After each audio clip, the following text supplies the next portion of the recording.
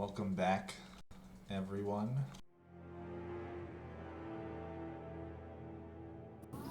I saw that Foundry had updated when I pulled it up. Can someone who spent more time on it give us any updates? What is actually changed It about? was fixes. Uh, Okay, I so read Dick. the change log and it was just a bunch of bug fixes. Okay, that's cool. You guys should not notice an issue. I had to fix a couple maps that were like straight up unplayable, like they were crashing Foundry when I tried to run them. Um, but otherwise, we should be good.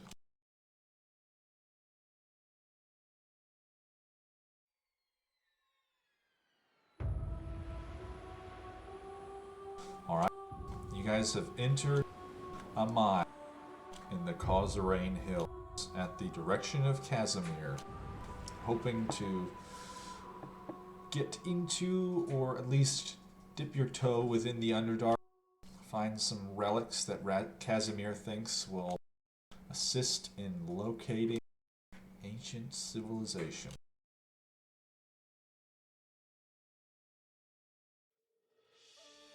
You've battled some of the Mind Flayer's minions and descended deeper into the cave. You find yourselves at the bottom of the 90-foot shaft where you had taken the elevator or walked down the walls into the base. Around you, there is kind of this like twisting and like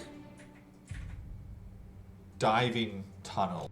There's about 6 of them, just going off in all different directions around you. So is Angry Kitty still sparkling on the backside of Onyx's cloak? You can tell it is starting to fade. Like it doesn't last very long. It will probably stick around for maybe 5 minutes. Um,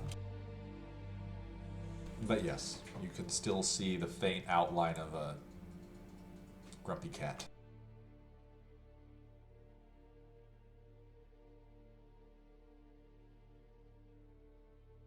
We were going with no lights, right? So if I remember right, didn't we have Wanda out in the front, and then wasn't it? I'm trying to remember the exact order. It was like Javid, myself, and then we had Casimir, Briar, and Demetari in the middle, and then we had the 2 cats taking up the rear. Is that correct? I don't know that we got out in marching order. Sort of thought we were at the we'd all assembled at the bottom and were looking around and getting our bearings before deciding in which direction to trek off. Yeah, I don't know that marching order was decided, but Yeah, because Demetari was just with the mushrooms, and I know that she would want to look to see what they were decomposing. go ahead and give me a nature check.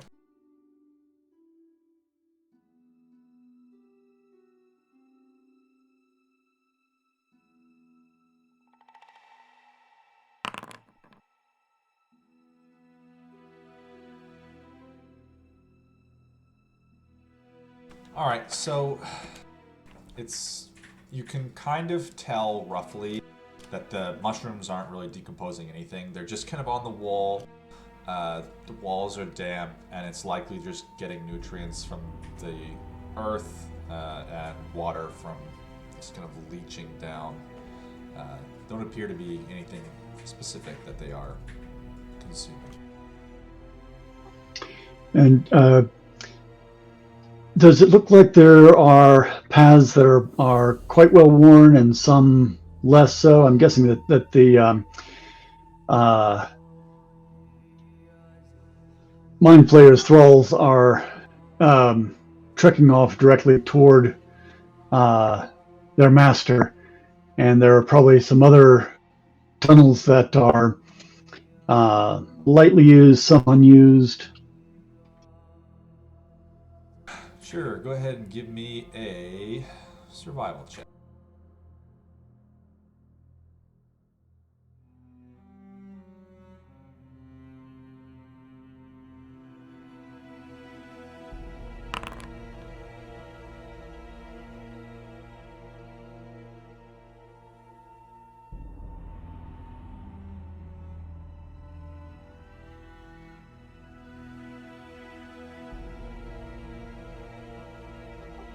You can't tell. It is tough to pinpoint. The mine actually doesn't look like it has gotten much use in a very long time in general. Can we hear or smell anything? Like, is there running water maybe, or just maybe an echoing, just any type of, sound or smell of any type? Sure, go ahead and give me a perception check. And if anyone else is keeping an ear out, you guys can make separate rolls or roll with advantage. Okay, I'd like to listen for sounds of creatures moving or talking or otherwise making noise.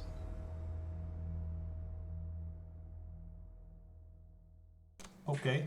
Anyone doing a perception check, go ahead and roll for it.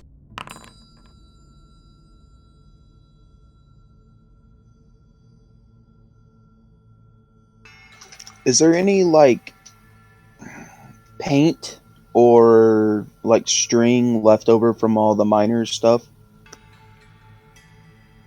Go ahead and give me an investigation check. You're looking for what, Snow?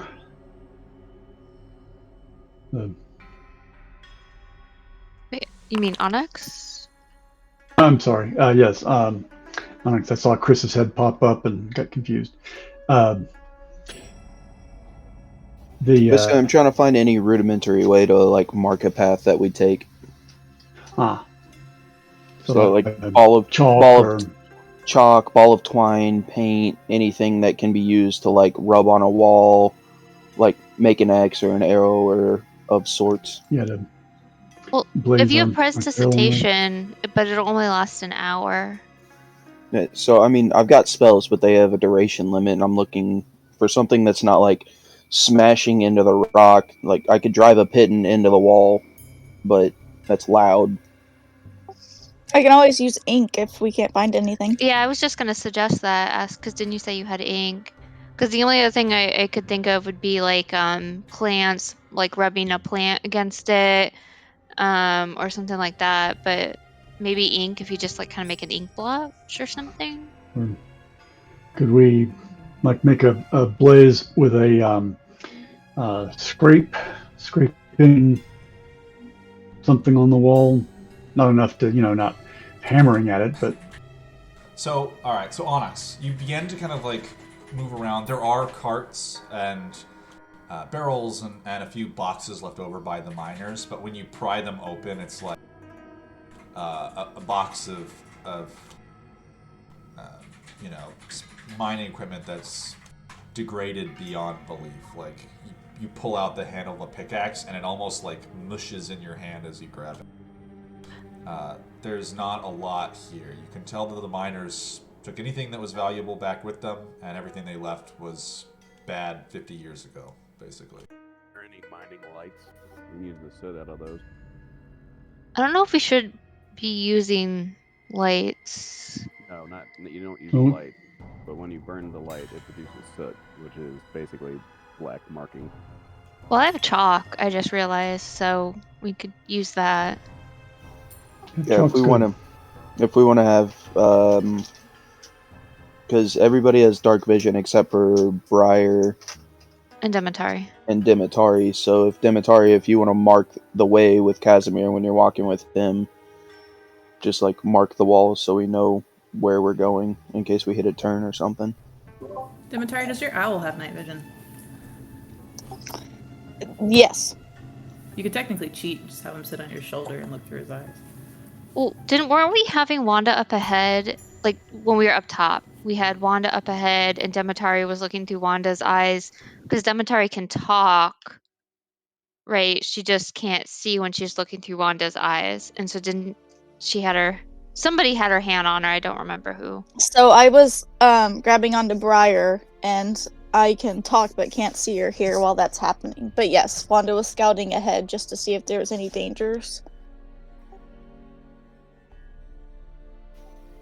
Hey. How many passageways did you say there were in this cavern? 6. There are 6 like real passages that you guys could walk down, and you see like minecart shafts running down. But there are, other smaller, like little, squeezy kind of holes that you can see. A lot of them are dwarf-sized, and even for a dwarf would be a tight squeeze. Like it does. Yeah, Did very we tight. hear or smell anything from our perception checks down any of the paths? You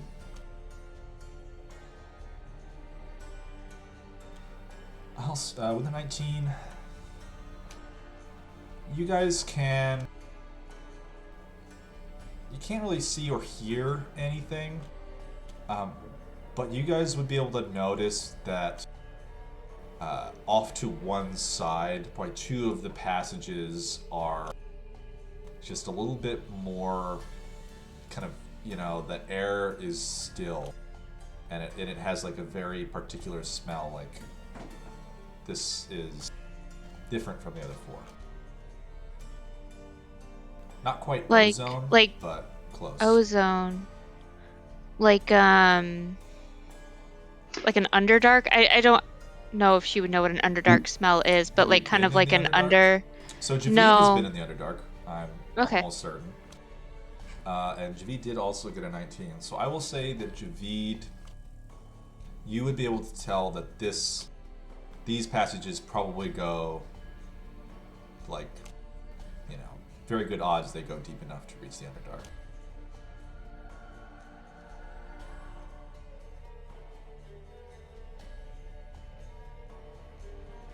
All right.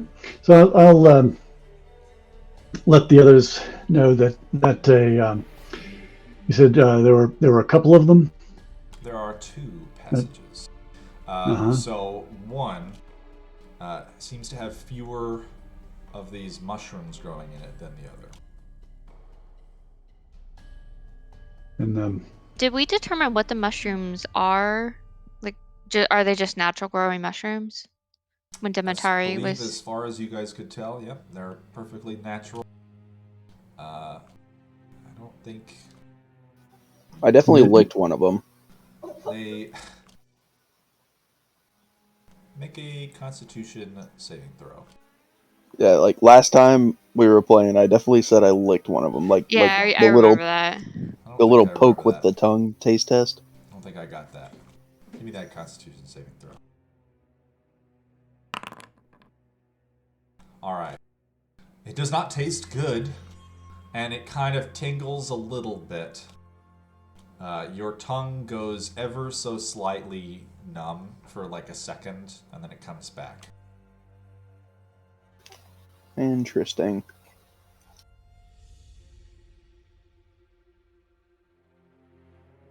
And Onyx, if you were to smell that, it doesn't make you woozy or anything, does it? No, I didn't get woozy or nothing from the taste or the smell. It's just a little tingle and then move on. Because I know I said I pocketed like a handful of them, like 5 or so. Your hands are fine. It's just when Yeah, you touch it to your tongue. As I'm watching him, can anyone, like, is there any reaction when he licks it? Like, physically for watching him, like, or does it just, like. You see him, like, he takes like a, they're like little round blue capped mushrooms, and you see him like break off a quadrant of it, and he just kind of licks it, and it's fine. I think Javid, our resident hallucinogen expert, should take a little lick. What's it taste like? It's not good. I thought Briar might be able to use it for meals at night, but I would not recommend.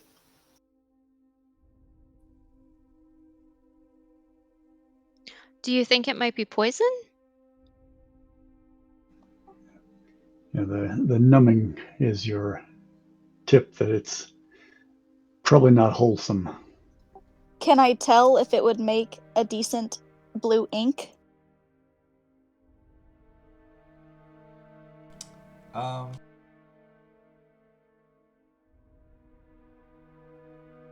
For what purpose? Maps.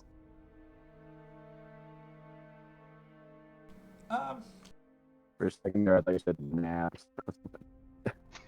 Yeah, might make an disappearing ink. Ooh, that'd be So- pretty cool. What you would be able to tell based on what happened on Onyx's back is that it won't stay glowing forever, but it does leave a residue that if you kind of like possibly filtered it and refined it a little bit, you would be able to make a very rudimentary form of ink. All right. I'm just going to, yeah, I guess pocket a handful.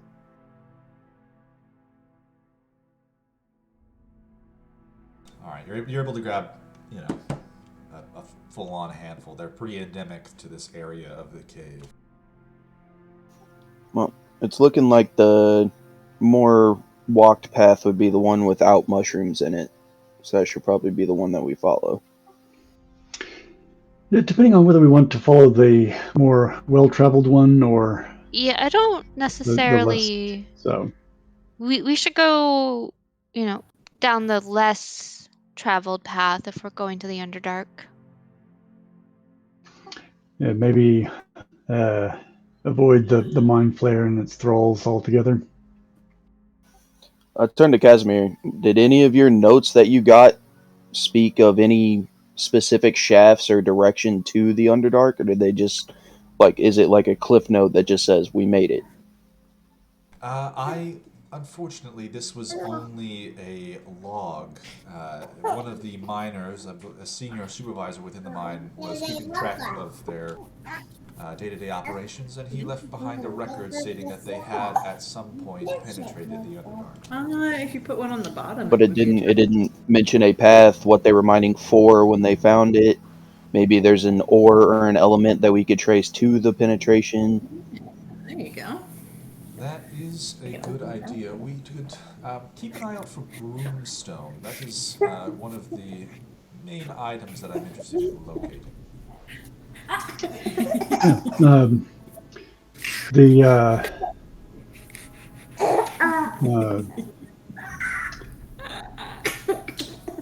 Azrael, Briar, Emily, we can Tari, you saw Broomstone in action when you went after the sheep, yes? So you got a close look at what it looks like in the ground. We didn't explore the skyship, so I couldn't say what it looks like. But you got to look at the stones, the minerals, right?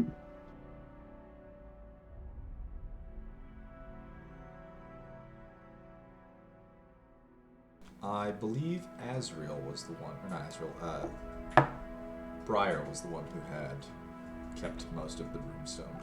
Yeah. Sorry, I didn't realize you were talking to me. Yeah, no, Briar was all about that.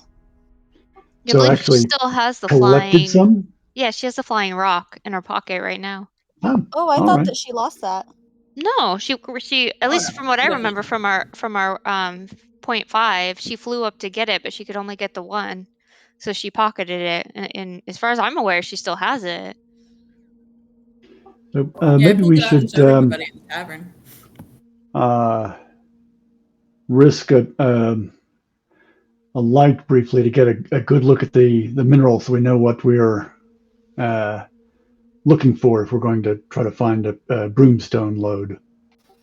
Well, I know there are some magics that exist that can find things like this. And I turn to Demetari or Casimir and ask, can either of you possibly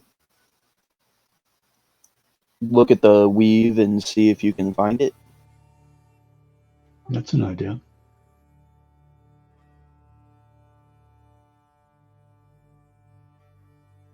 Not that I'm aware, but the weird thing about the broomstone was that it was floating, and I don't know much about it, but is there a chance, and I turned to Casimir, that possibly if Briar holds this up, would the other broomstone in a way call to it? Is that a thing? Or are they all just their own separate Make an rock? Arcana check. Can you tell me a dancer? You're not sure. I don't you don't really have a lot of experience with Broomstone or any of its properties. You would know that Broomstone in its natural state is inert and requires magical assistance in order to become flying, but otherwise it would be safe to hold next to other Broomstone. And if we knew what it looked like, just comparing the mineral to what we see on the walls and ceiling and floor of the passages, maybe we could spot some, see if we're on a rich vein or of it or not. Well, from what Casimir told us before, they used to be a part of these giant cities. All right, but the dwarves were down here mining it not 100 years ago. Yes. Well, we don't know they were mining Broomstone, They were right? mining other things, but this as making it the point of my interests was that they discovered Broomstone here. That is my main attraction to this location. Their intent, or at least their stated intent per the records, was not specifically for Broomstone. They did not recover it in great quantities at this location. And the broomstone they recovered, was it the refined broomstone that would have been a Grand City suspensor material, or was it native rock? I believe at this location it was native rock, but the records were a bit unclear. The miners did not keep them very well. I believe it may have been a form of tax evasion, but we do what we can with what we're given. Those fucking dwarves. So what I'm hearing is, you guys want to see my rocks? I'm gonna pull all my rocks out of my pockets. Yeah. Yes. Let's see your rocks. You pull these Yeah, there's, small bluish gray shards out with your palm upturned, and they sit in the palm of your hand. I'm gonna poke them. A thing. Just kind of jiggle them around. See if it'll float. They just kind of roll around in your hand like normal rock. What all of you can see is that they are bluish gray. They have very atypical shape to themselves. They kind of have... They break in like sheets, kind of like shale. Can I pick one up? Like, you let me pick one up, Briar? I guess, but you gotta give it back. As I'm holding it, I look at Casimir and I said, "You said this requires assistance, right?" Indeed. But unfortunately, the proper enchantments are currently not known to very many people. Well, shouldn't any magic cause it to stir up? Oh no, it is a very precise, although from what I understand, simple series of enchantments required to levitate them. I have a question. So how far away are we? We're like 4 or 5 days, right, from where Briar originally got the stone from? Yeah, something like that. I'm going to tell Wanda to land on Briar's hand and examine the rocks, and then once she's got a good look at it, to see if she can find anything, I guess, in one of the 2 tunnels.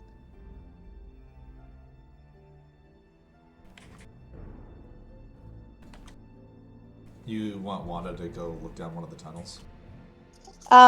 Yeah, like basically have her examine the broomstone and see if she can, I guess, find any remnants of it in, like, down the passageway.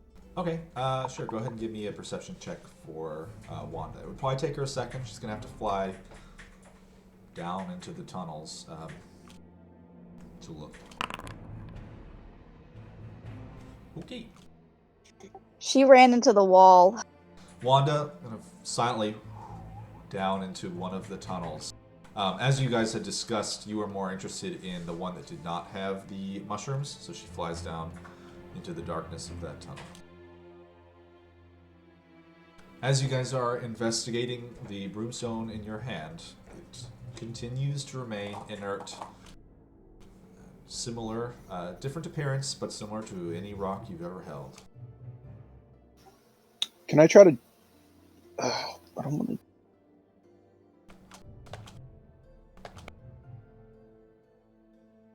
Can I try to push like low level cantrip type magic into it? Sure, go ahead and give me So- an Arcana check. I don't want to try to do the best thing I got's like shocking grasp, but I don't want to try to do damage to it. I'm just trying to like put some into it. I mean, you can certainly try. Go ahead and give me an Arcana check. That -1, baby.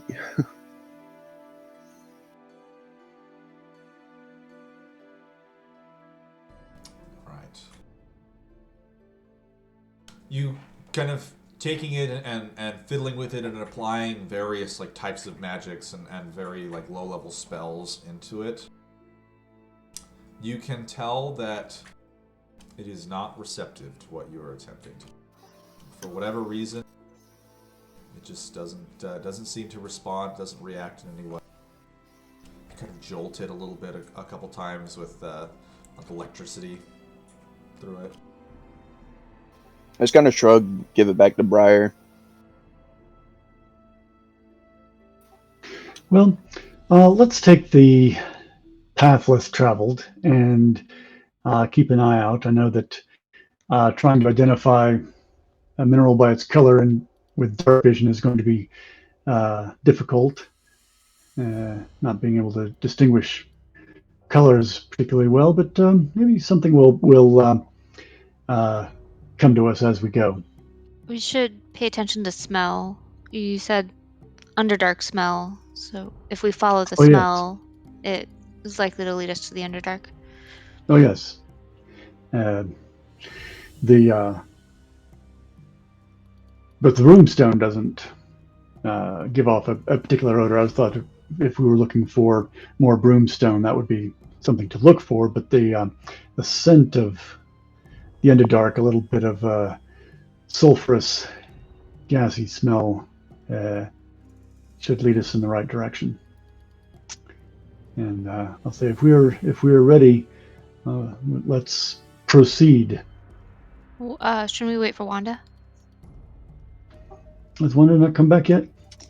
Yeah, how far away is she? I can always send her a message. She is beyond 100 feet. We need to send her out for scouting the stone, yes? Yeah, but she got a nat 1, so I figured she wouldn't make it far. Are you doing Or she's gotten herself lost. Critical Role familiar rules? What do you mean? Where she can always see and hear through her familiar's eyes, but she can only communicate with them when they're within 100 feet.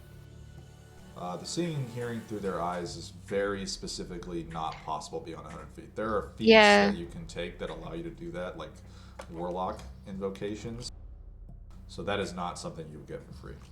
Yeah, the chain lock specifically specializes in the whatever you call it, I can't remember the word right now, but that's like the whole chain locks thing. So that's you only get it through those feats. I might look into that then, means she's used so often.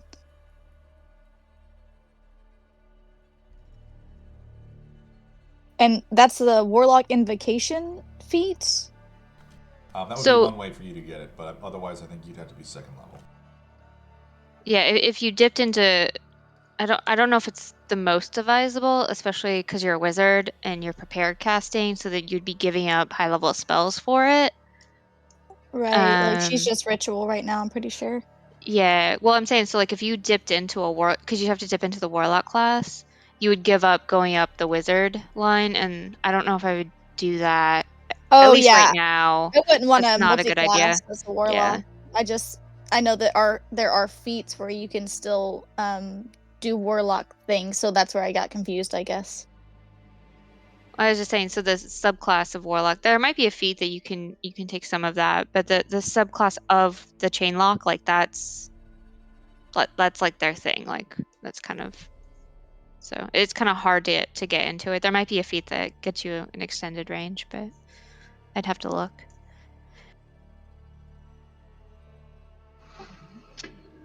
Well, I want to start moving off in the direction of the less traveled tunnel that smells like it might lead us to the Underdark. All right. So what is your marching order? The path is it varies between 5 and 10 feet wide. It kind of constricts and, spreads and down and a little bit up here and there. And as you travel, there's like small offshoots to the left and the right, up and down, any direction. But following the minecart track, you're able to continue roughly continuously in this direction. So did we just decide I would be that towards the back. Stones can only show magic if they've been infused with it? Okay, cool. That's what Casimir said.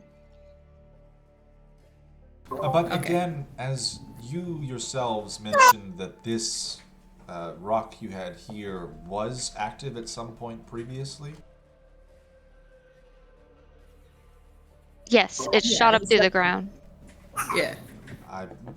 I would assume that it is currently still enchanted somehow, or maybe it's worn off. Maybe it was activated by something.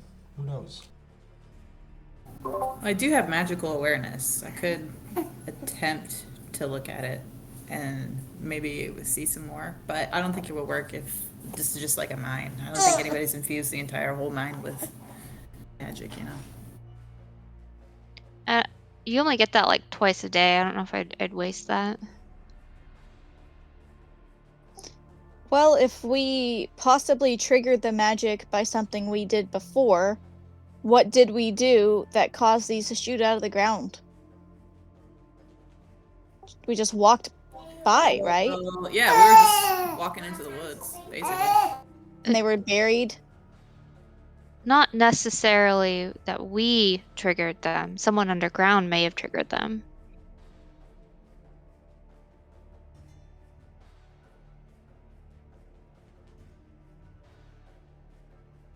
Well, either way, food for thought. Let's continue. I can't see anything, so I'm going to need to hold someone's shoulder. Samesies. Yeah, I also cannot see. I'm gonna hug up close to the people who can't see and just kind of help guide them through. Like, Okay. so it'll be the 3 non-sighted people in the middle, and then me right behind them, kind of grabbing them by the shoulders and gently steering them down the walkway. Gotcha. I'd like Well- to form a conga line. What Yeah, I'll is say the it. Why don't marching you lead the conga line? Yeah, Onyx lead the conga line. So Javid will be out front.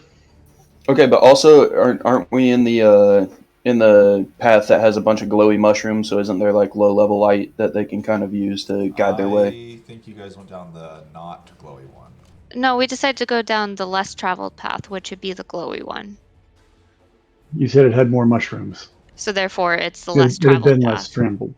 Right. The one of the paths has no mushrooms at all, and then the other path does have mushrooms. The one with no mushrooms is the dark one. Right. So we were thinking the one with the mushrooms was less traveled. Okay, got it. Yeah, we're following the line of mushrooms. So there are no mushrooms on the walls either in the less traveled path. But I understand what you guys are saying. So we'll go down the mushroom path.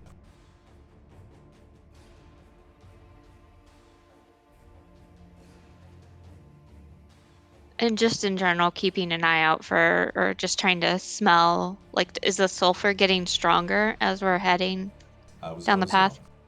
Ozone, sorry. Is the ozone smell getting stronger?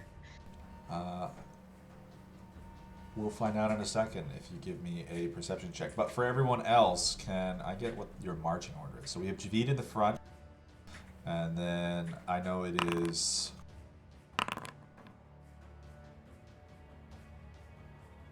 So Onyx, do you want to lead the Congo line, and then I'll be right behind the Congo line? So I was kind of figuring that you would lead it, and I would pull up the rear with Snow, so we can kind of have two people in the back covering backwards. So I guess I'll lead it. So whoever, I don't know if that's because I was thinking, is like, does someone actually want to touch Azrael? But sure, she can lead it. Oh, I do. Okay. I'm gonna I look volunteer. ignorantly. Just stares at Demetari. She's a little too excited for. I'm gonna give Briar a look. Like, shh. Alright, so Azrael's leading the Congo line now? Yeah. Yeah, so I think the official order is Javid out front, and then Azrael, then Debatari, then Casimir, then Briar, then me, then Snow. Yep.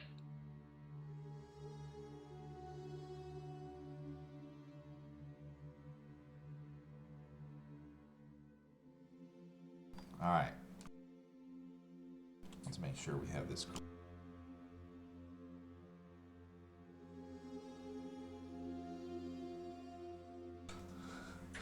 Alright, let me see if that looks correct to you guys.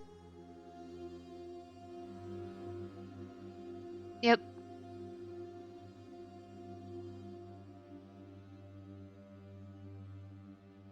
I have a question. Is Casimir like chunky? I don't know why, but in my mind, he's like this short, little, chunky dude.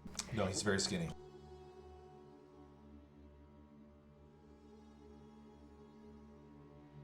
Alright, the His scent. token just makes me think he's like a precious little Asian girl. So that's kind of what I see. That's just the stat block for him, alright. That's awesome. Is Wanda back? Like, is she with us at all? She is not. Wanda has not returned. I am taking the opportunity to check for a pulse and or heartbeat. By the way, I don't think I have that information yet.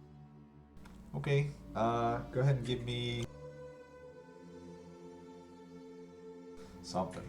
Let's see. I mean, like, The amount of stress on your face. I don't think that like you're touching like her neck or something. Like, I mean, she's kinda hard- She's got your like shoulder probably.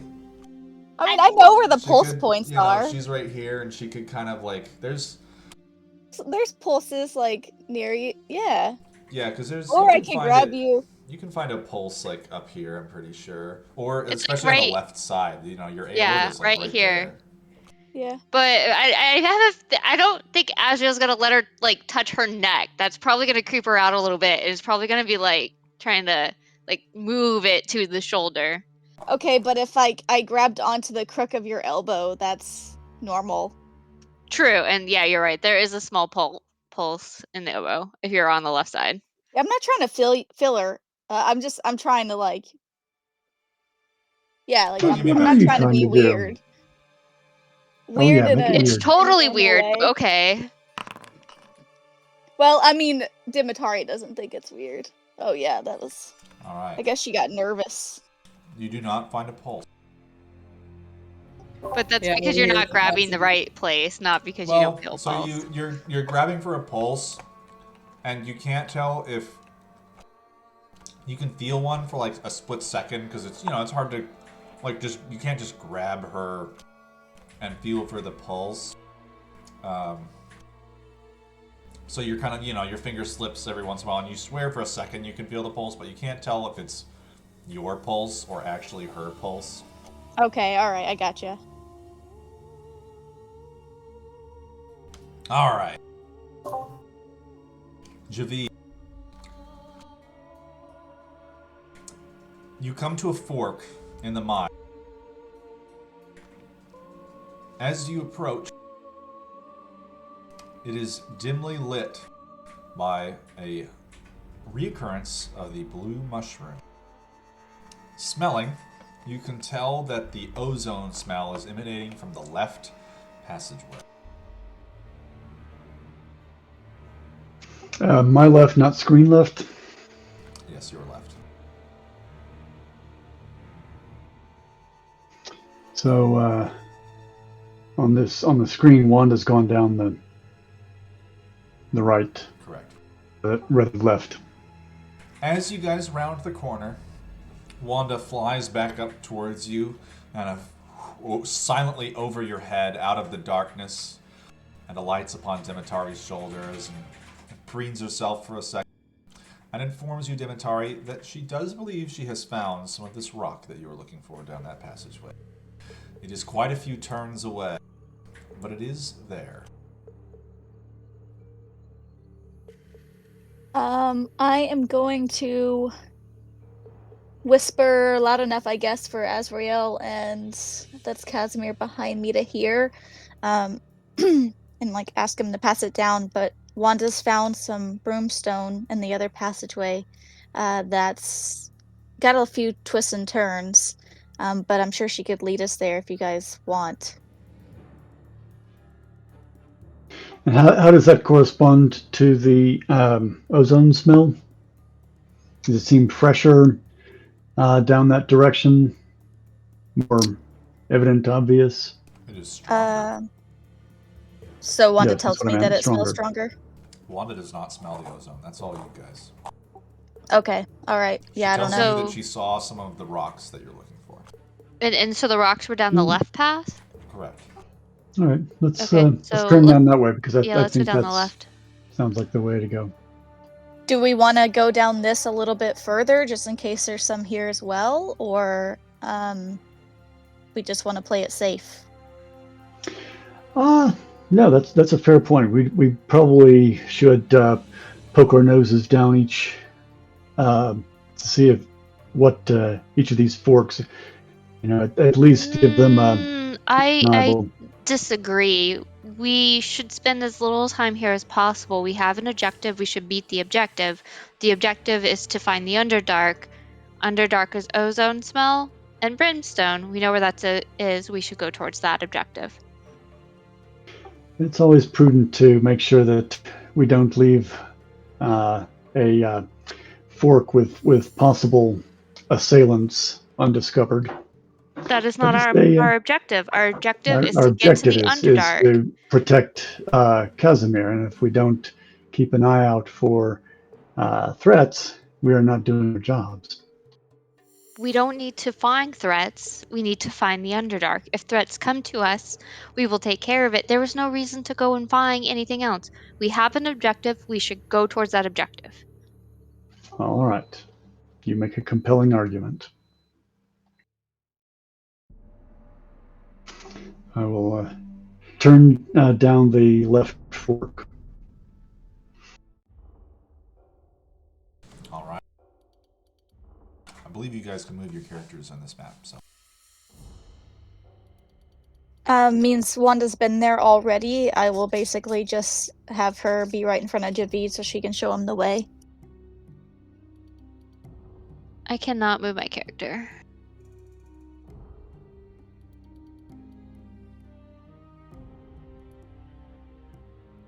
how about now? Movement change to free movement.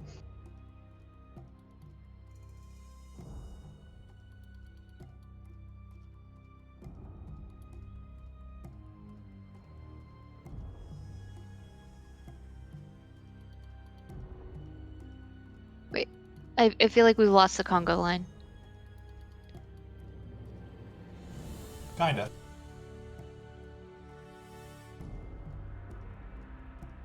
All right. I keep colliding with the wall. Yeah, those pesky walls, You need to go down and around. Follow the tracks.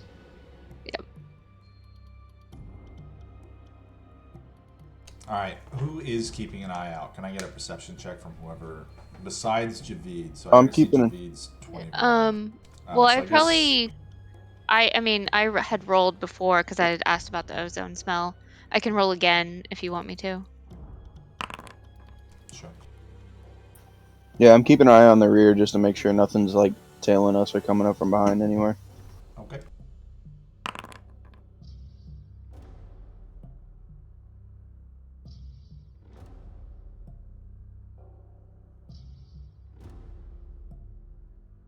And when we had stood in that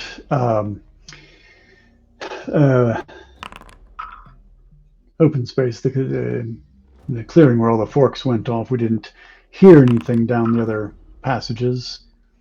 Noises of creatures, anything beyond the cave drip and such. Correct.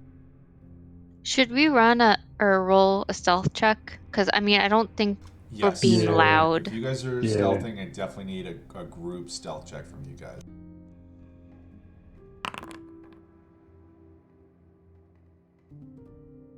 So we're probably moving a little slow, just because we have blind people and we're trying to be quiet. That's true.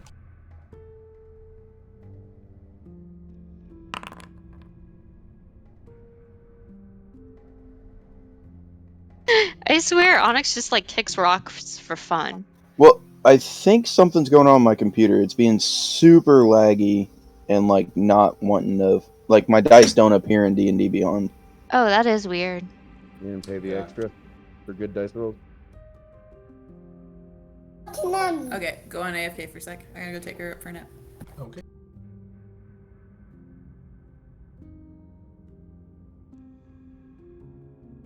Because like my last 4 rolls have all been 4s, which doesn't really make sense. Roll again, see if you get another 4. Yeah, I mean, I see you in the game log. It looks like your dice actually rolled because it says you rolled with the sorcerer set. I don't know. Can you try changing the dice, maybe? That's good. I got a 4. Let's keep moving. That's true. You did not do well. All right. You think you did well. So we got a 13, 14, 13, 6, 7. and, Demetari, did you roll? 20. Yes, it did. Yes. Yeah. We're super sneaky. Oh yeah, Oh, yeah. yeah. I imagine we're like trying to all be quiet and just like Kicking falling rocks. over rocks Yeah. and As you guys are going, so the conga line off of Azrael, you are able to guide them away from the walls and the edges, but as they go, there's like missing slats in the minecart track, and like some of them like jut up randomly. So every once in a while, you can hear one of them just like kick it really hard and like, you know, knock it, and there's like a crunch and kind of this like sound vibrates away.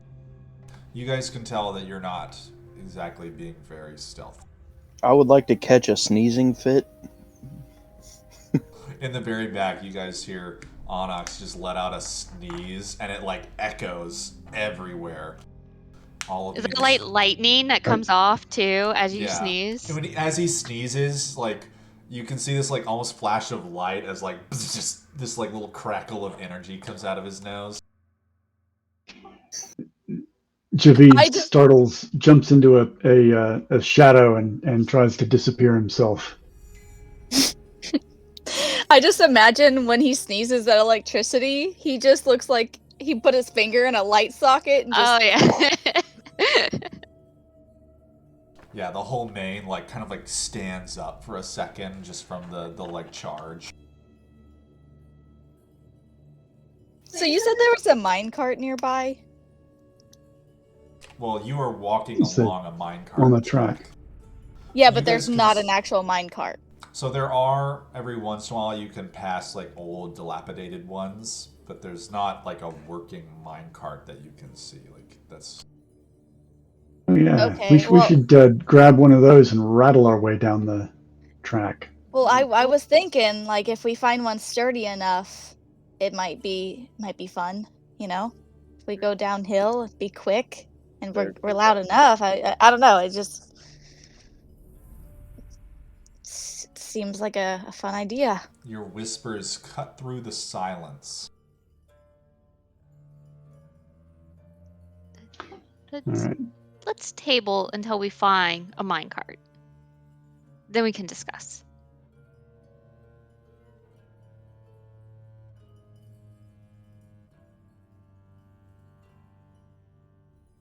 Is So the there- mushroom changing at all? Like, are there any more or less? Just kind of, regular here and there. Mushrooms growing along the walls. Are there? So you said it's completely silent, and we smell ozone. Is there any other smells going on, or is it just the ozone smell? There's like a mold smell. You can smell like earth, possibly metal. And we know what troglodytes smell like. They are They smell very bad. Yes, you do not Very notice bad. a troglodyte. Yep. There's, I'll say maybe you can notice like a very faint troglodyte odor, but nothing like explicit. they're like a really old there's, there's not one stale within 100 feet of creature you, stench. basically. I guess we'll just keep going, even though we're not being quiet. Like, if we hear anything, though, then we'll stop. Did you just take off free movement? I did. Ah. We paused this. You come to a corner. And Javid, let me stack you guys back up correctly. Yeah, it makes sense. Javi would actually be that far out. Oh yeah, easily.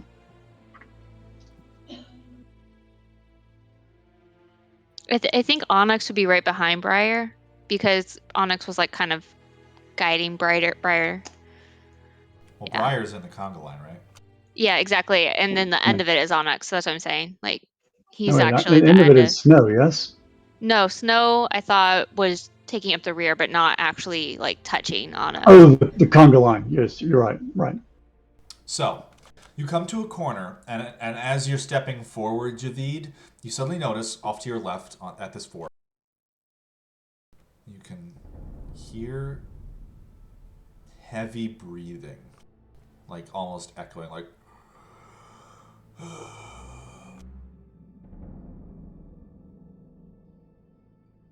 I'm going to slip back to Azrael and say, "Stay here. I want to scout. I hear something."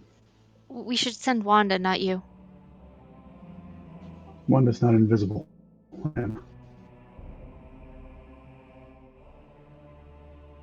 But yes, one is very, very sneaky, very stealthy. Wanda can be resummoned. You cannot. You don't know that. Wanda can be resummoned. You cannot. Oh.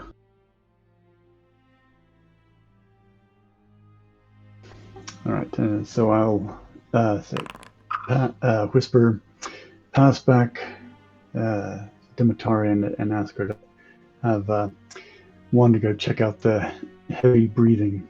We've got an asthmatic up ahead. I pass that along. Okay. Telephone game. All right. All right, what does Casimir pass on? Well, she'd only need to tell it right to Otari, who's the next person in line, right? Yeah. You're able to get the message well enough. You understand that he's telling you to send. Send Wanda down the to the left. The left. expendable one. Yeah. Yes. Expendable one down the left path as there is heavy breathing. There we go. There's a message. Yeah, Wanda, I know they said you're expendable. They don't understand. But do you mind anyway? Okay, alright, cool. So we're gonna send her. I don't know how far down this is, but I'm assuming I'm not gonna be able to look through her eyes. So yeah, well, I guess we'll go that way and. Are you going to look through her eyes until you can't anymore? I guess. Yeah, I'd like to, unless it's just like 120 feet worth of boring, like mine shaft. But I mean, whatever. Okay. Yeah, I'll do it. All right. I'll do it. Wanda just kind of like disappears down the path off to the left, and it's pretty much like one turn, two turns right there, and like Wanda like has to make like a sharp turn very silently right in front of this, and there's just an ogre in the middle of the mine shaft, just like standing there, staring into the darkness. And what you can see is the ogre kind of like breathes in for a second and then kind of like tries to hold his breath, and then he not very good at holding it, so he's like trying to breathe silently, but he's just end up like coughing lightly. And he's just standing there, just like thumbing his club. Kind of looks around a little bit.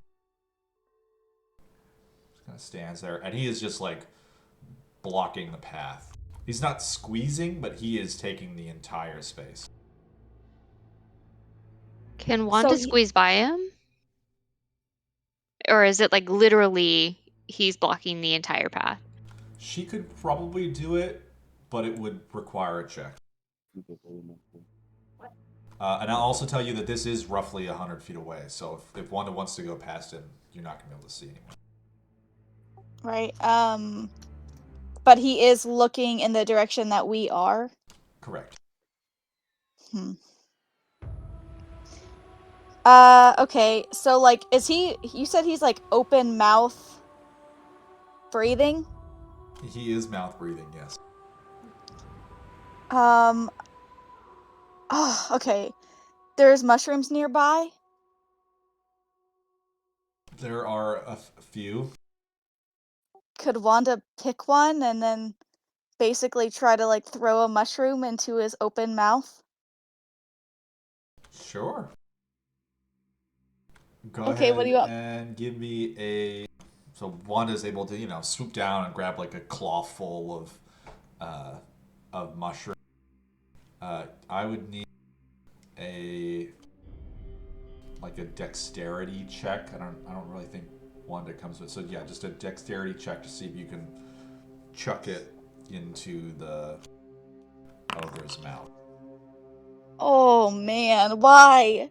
Something's wrong with my computer too. I'm sorry. Wait. It was not a very good roll, and that one. That's awesome. She's just gonna go into his mouth, like, completely. Get swallowed by this giant freaking ogre.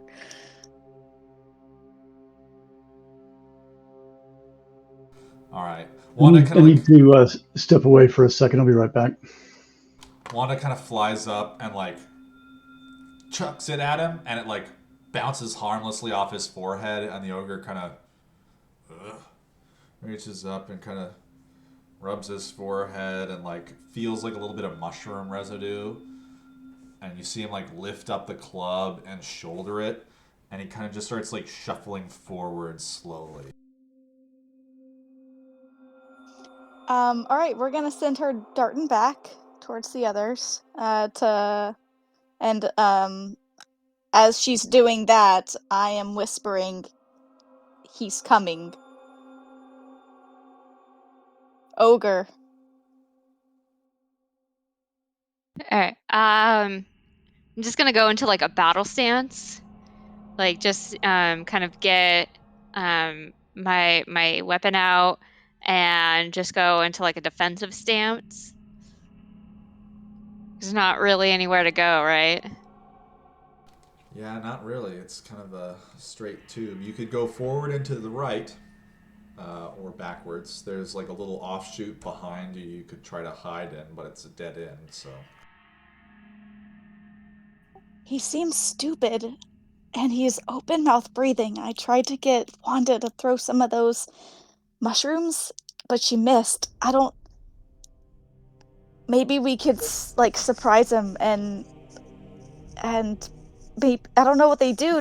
Maybe they poisoned? We could try and send Briar and have her, or we That can is fight. actually not a bad idea if we try to like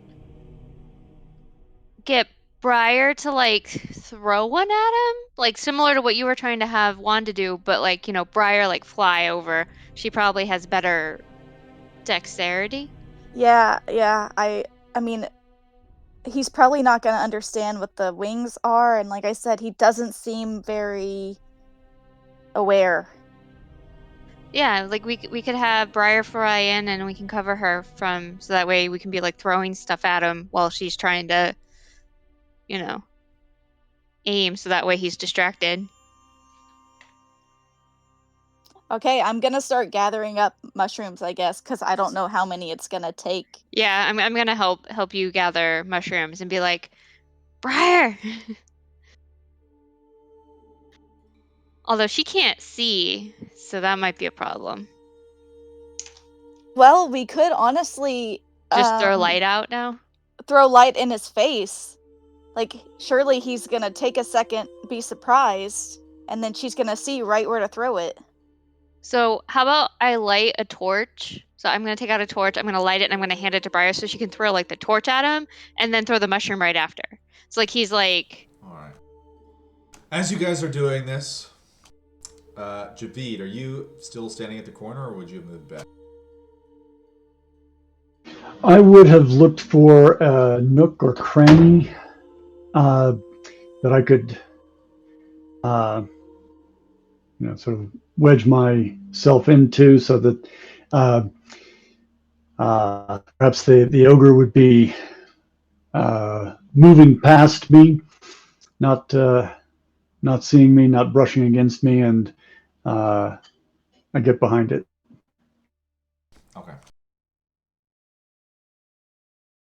Right, tuck yourself right there, so if he tries to come around the corner, you can be behind. Right. Alright.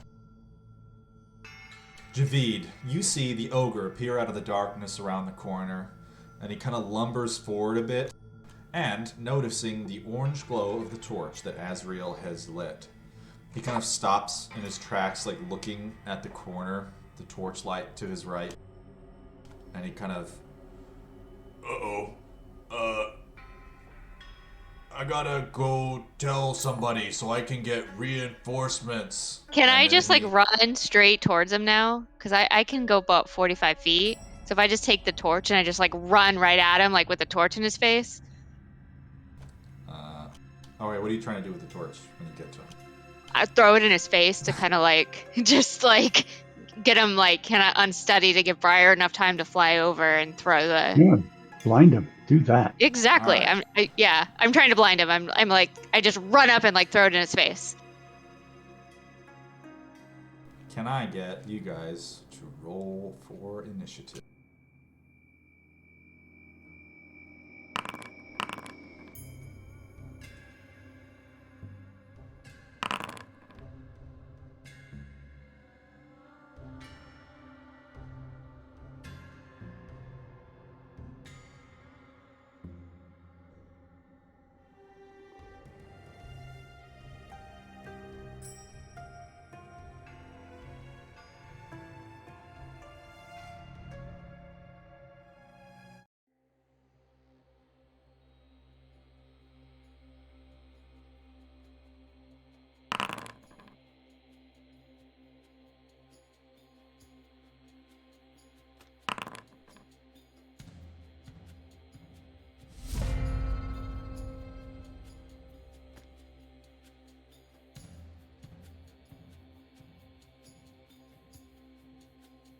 Ogre, how to trashy.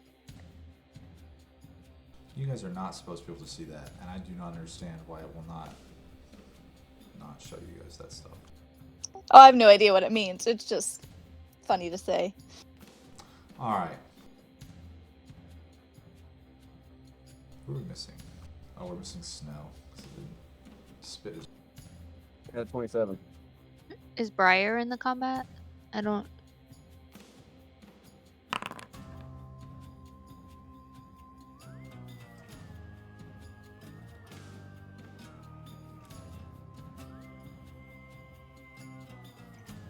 I do not see bro. I was lying. I'm sorry. What did you actually get? I got a 9.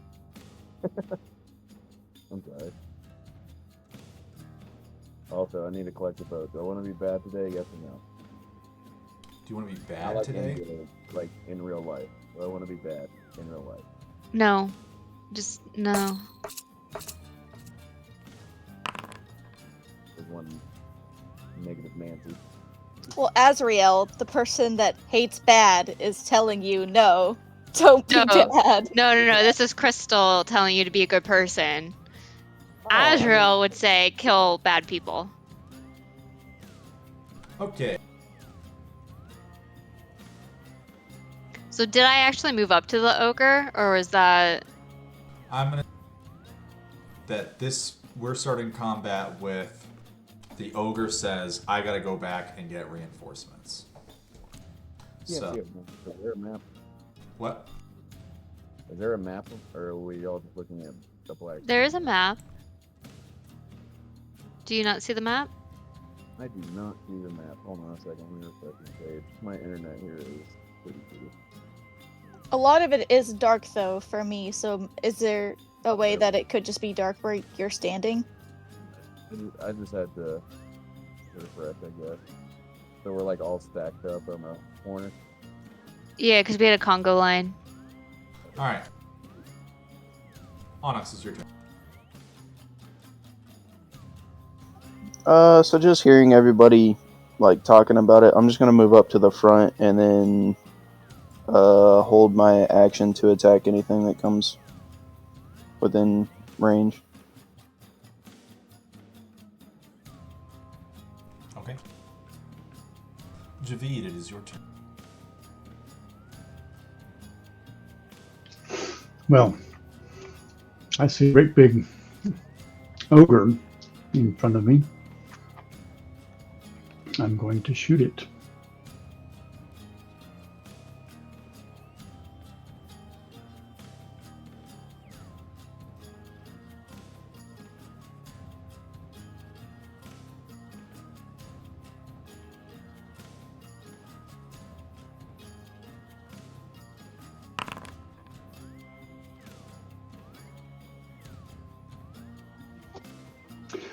And as this is my first go round, I'm going to shoot it again. I'm back.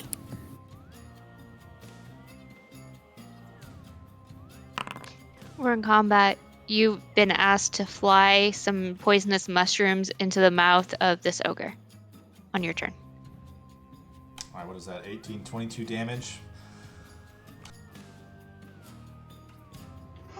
Yeah.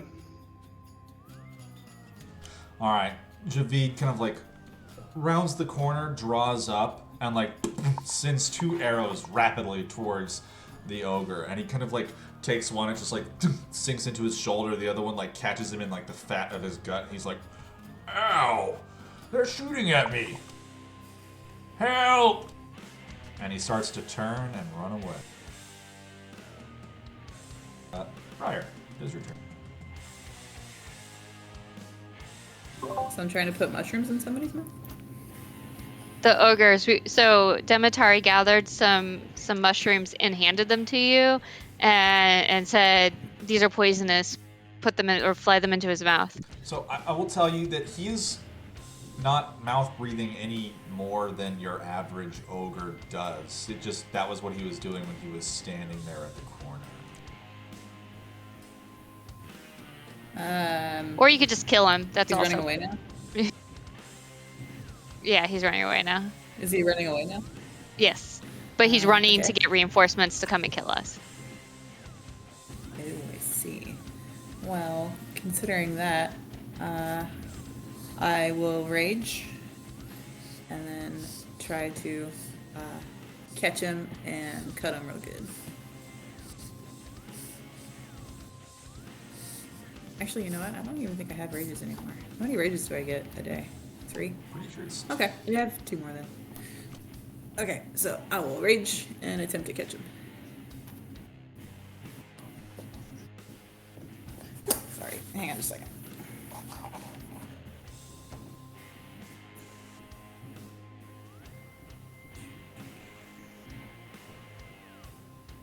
What is your fly speed? 30 feet. Oh, what was that? Well, your speed is 30 feet, correct? Yeah. You would be able How to far get- off am I? From the ogre, you're pretty far. I forgot to add Dread Ambusher.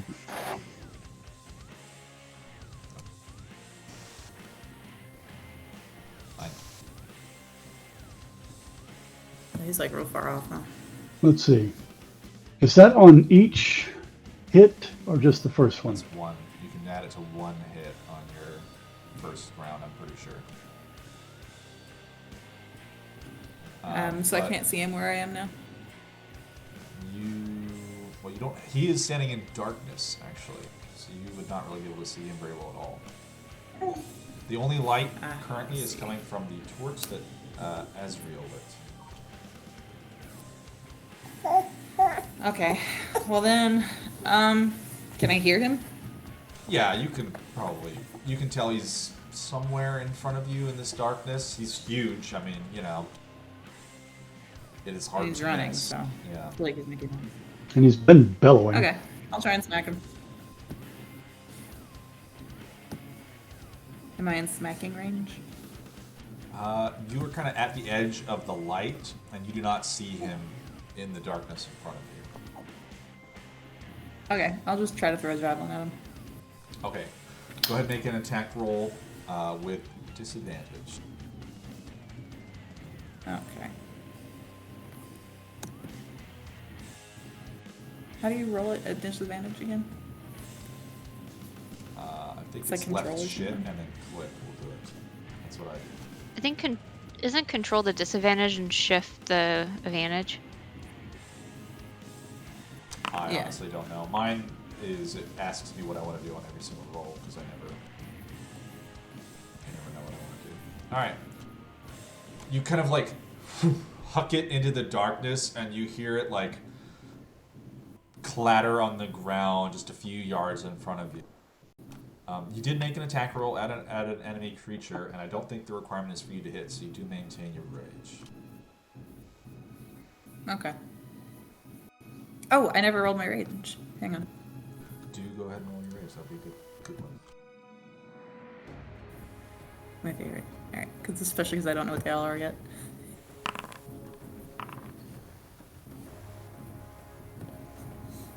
Oh god, it's the exploding one again. Yes. Yes. Yes. That's a good one. Okay, I'm gonna send one at him.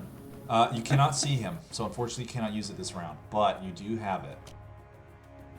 There is just like a flump in front of you, and it just like Yeah. looks like it wants to just pop. It's gonna fuck somebody up. Yeah. It's ready. Okay. It makes me think of Mr. Meeseeks, just pissed that his task isn't finished yet. Alright. That's such a good one.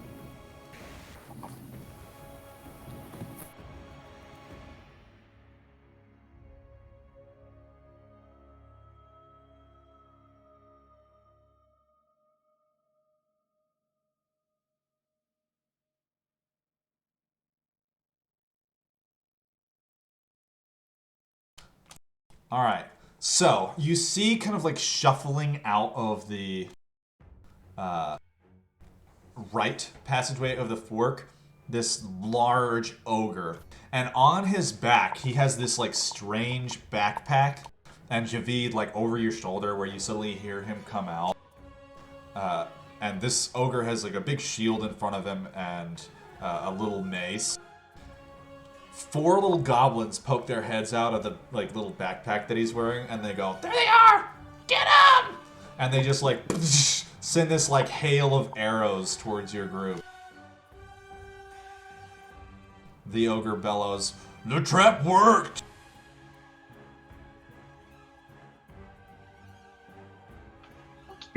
Well done, GM. Well done. Well, not as well as I want, but alright. The only person they can actually see, I believe, they can actually see Javid. Technically, you are standing in the.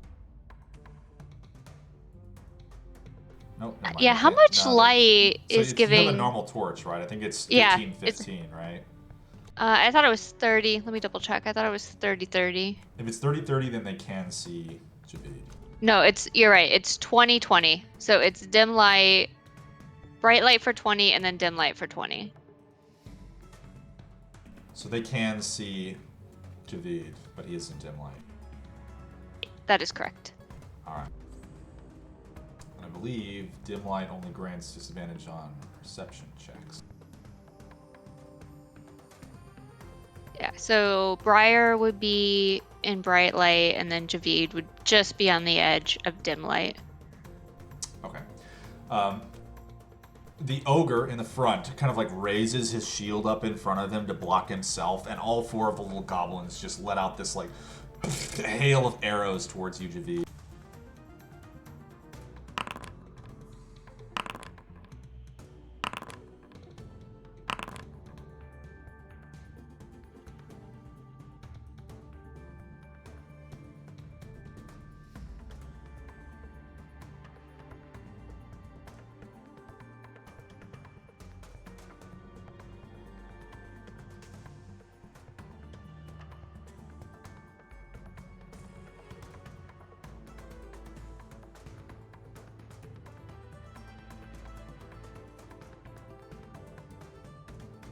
Alright, your AC is 15.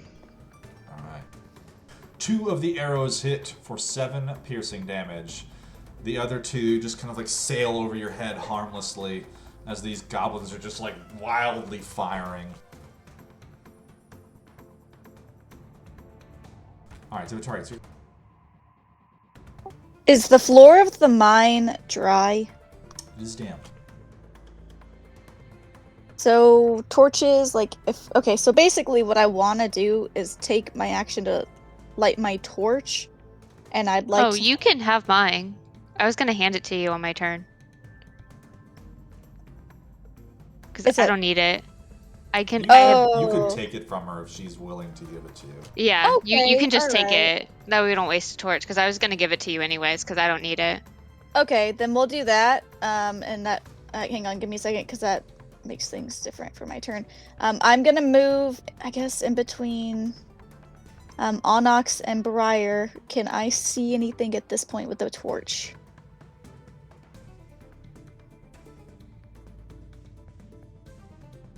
Let me... Hold on. You moved to right there? Yep. Gotta move my little light sword.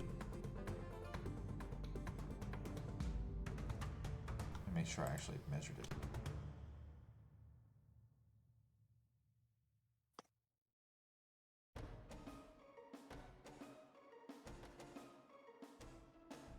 Yeah, it looks like everything but the goblins, or the 2 ogres would be in dim light, and the goblins would be outside of range. The goblins are on the same square as the larger ogre. Oh, okay. I just can't put them on his square for some reason. They're on the same spot, basically the same distance. So you can see, I mean, where you're standing now, you can only see the ogre with the backpack and the 4 goblins. Okay. Then what I'm going to do is try to cast Ice Knife on them. On which one? The ones I can see, the ogre and the 4 goblins. Well, who are you attacking? I believe you have to specify the target. and then, Sorry, like, the explosive. ogre. I'm going to be attacking the ogre. Okay. Good call. Holy shit, alright. He was dodging and everything, and you hit the shit out of him. Go ahead and roll for it. Nice. Alright,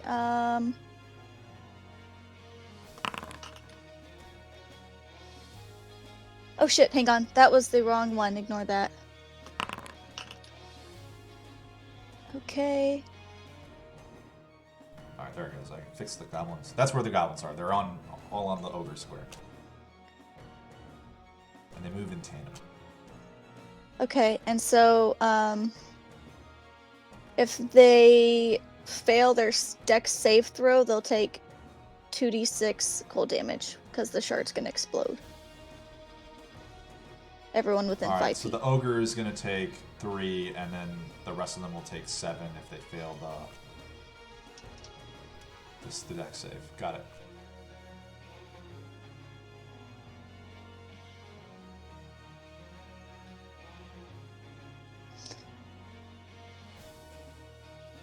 God damn it. This is why I don't want the goblins on top. I clicked the ogre and it moved it to the top, and now I can't click on the goblins. It's fine. You can just have them behind. We'll just know they're there. Well, now I can't click on them. All right. Hold on a second.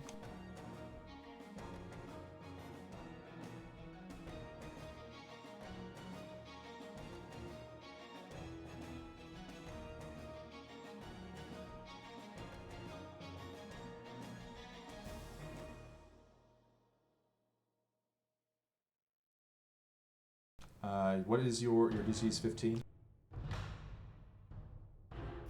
Yep.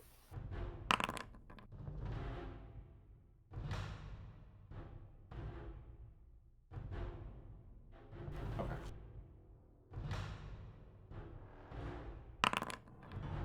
All right. Just the ice explodes.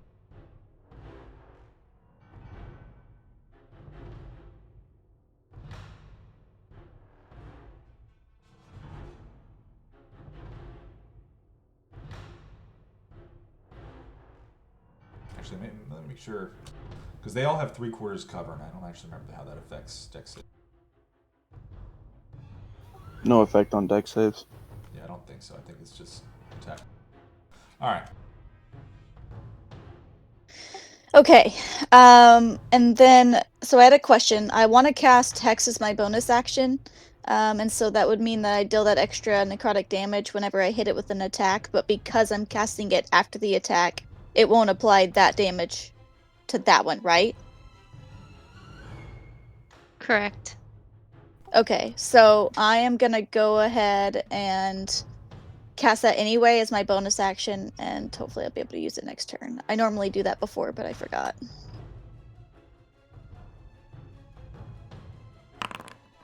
And then All right. that'll end my turn.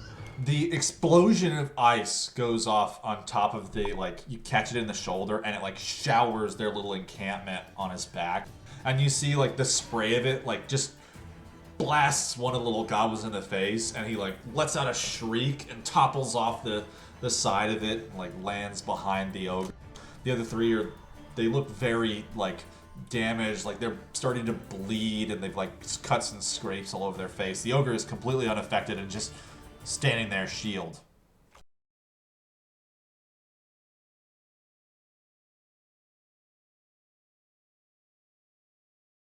That's it for me.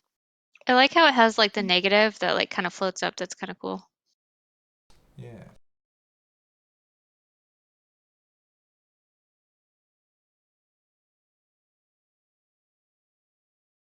All right.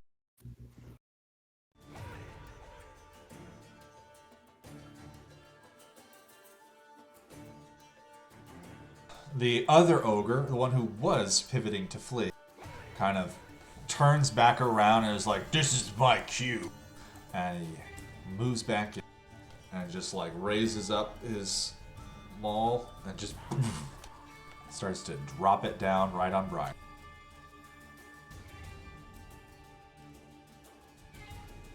He's got a great club, not a maul. Apologies.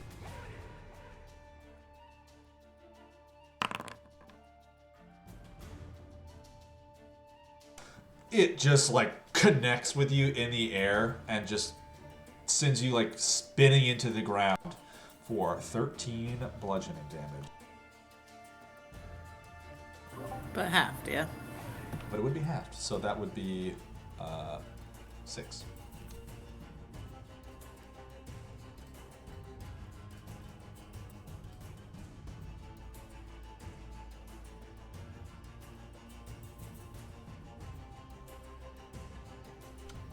And then he is gonna move right there. Snow, it is your turn. Alright. At any point, if I heard anything coming down the tunnel behind us, No. I'll quiet on that front then.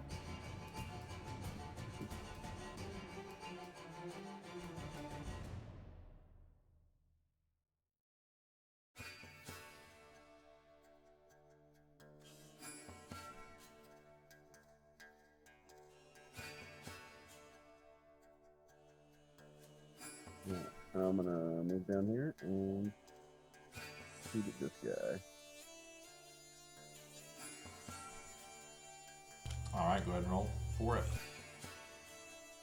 He does have partial half cover from all of the people that you're trying to shoot past. Actually, let me do insightful fighting first. Okay.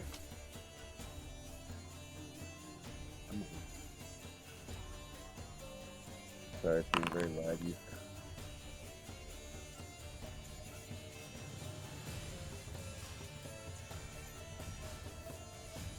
Unfortunately, the ogre is too deceptive. He seems to have something up his ogre sleeve, figuratively.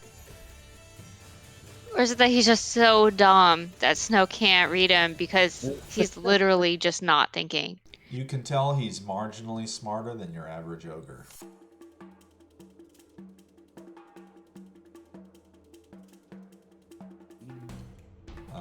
Go ahead and roll your attack if you would like.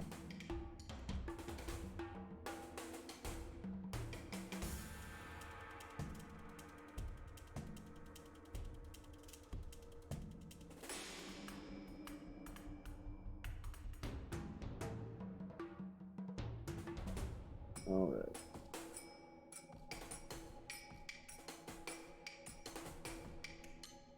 Oh.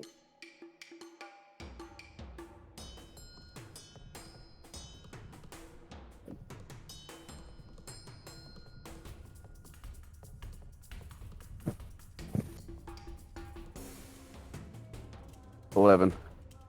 All right. That, unfortunately, as like the ogre is kind of like moving and swinging and readying up another strike with his great club, your bow kind of like skims his shoulder, just like barely glancing off of him.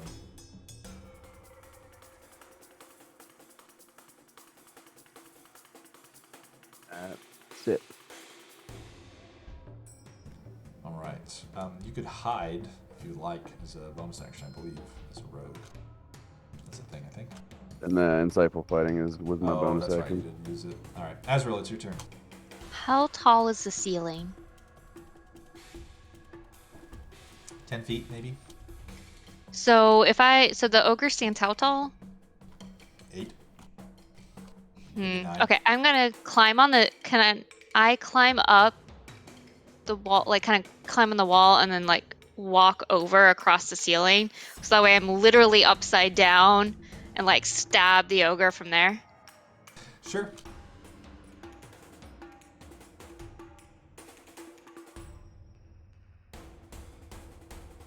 Actually, just on a note, couldn't we technically call that flanking since Briar and Javid are... I mean, yeah, it is About technically I'm up 180. above and they're down below, and Briar's really tiny. You could probably flank with Javid from above. There we go. So I'll move there and I'll flank, and so I'll use my my weapon.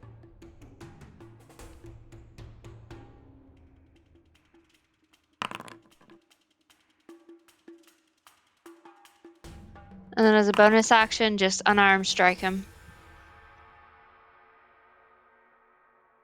All right. I think you have advantage because you're flanking. Oh, right? yeah, you're right. Okay, let me do those again. I'm sorry.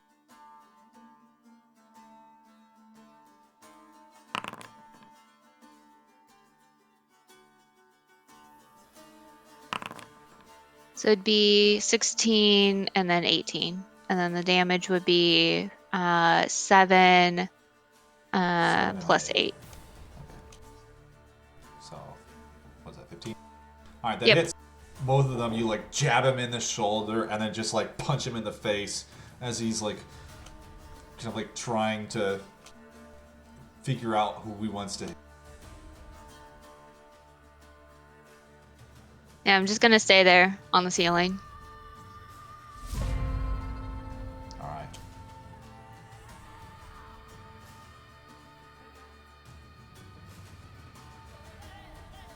The 3 goblins send another hail of bolts towards Javid.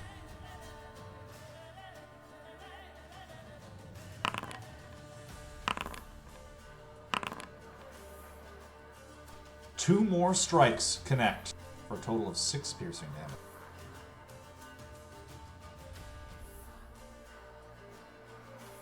We're winning!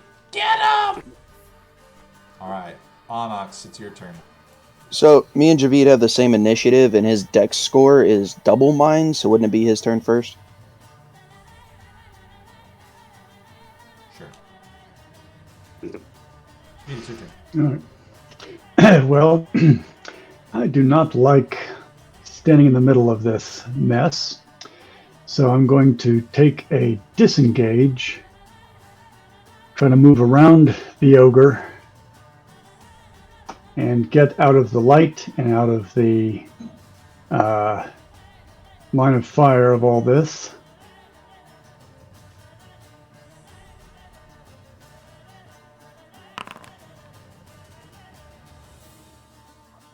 Then cast Hunter's Mark as my bonus action on the ogre. Okay. And movement action and bonus action are my turn. Onyx, it is your turn. All right, so I'm gonna move up and looking down this hallway. Does it look like a dead end? Just from like a quick glance. It looks like they came out of a side passage.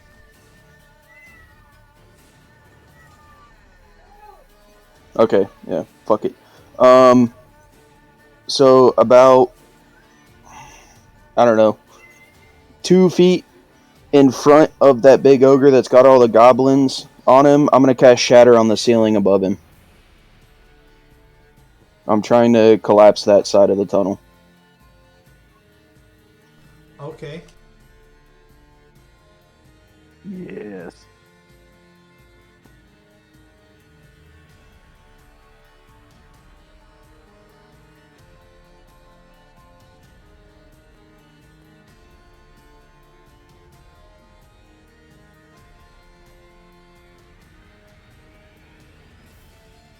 That's a dex save, right?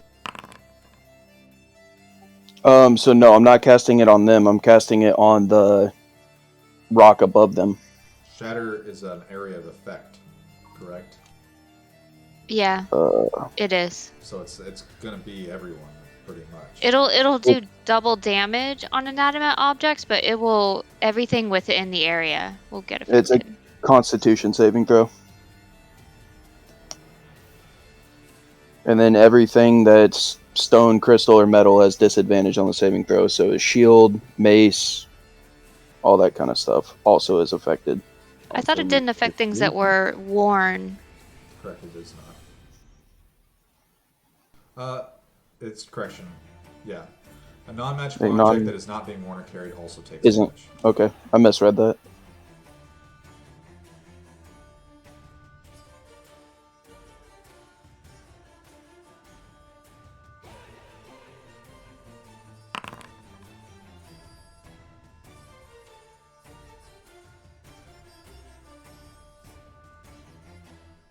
And my save DC is 12.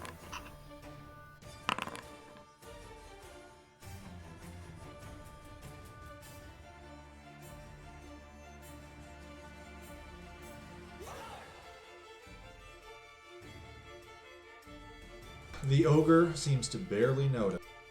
However,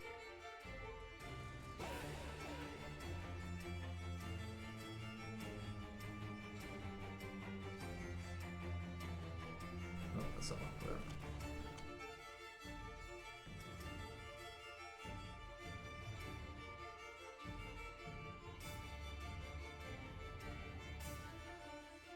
With a just like thunderous crack, and you can see like a few shards of rock like come loose from the ceiling, and it begins to shift almost. All three of the goblins just get like blasted right off of their little fort and just fling into the sides of the wall. It is now just the ogre on that side. All the goblins have perished. So I'm going to finish my movement by moving to the other side of the ogre. And as a bonus action, I'm going to use my Daunting Roar. And all creatures within 15 feet must make a wisdom saving throw of 12. Or be afraid of me.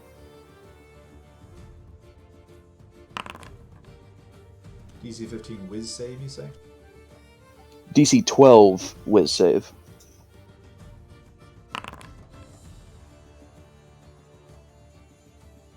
Both of the ogres seem unfazed.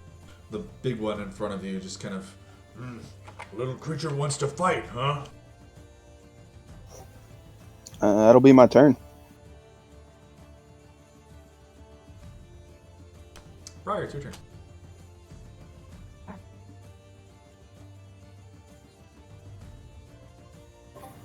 Okay. Well, I'm gonna cut the shit out of this guy. And then, 10, 15, 20, 25, 30. Okay, and then we're gonna send the flump at the one in the tunnel that had previously had a whole bunch of little dudes on them. So, I'll cut the guy in front of me first. Do we have an advantage or anything? Because You are flanking, yep. okay. So to do that, it's shift. Haha, yeah. That hits. Go ahead and roll down.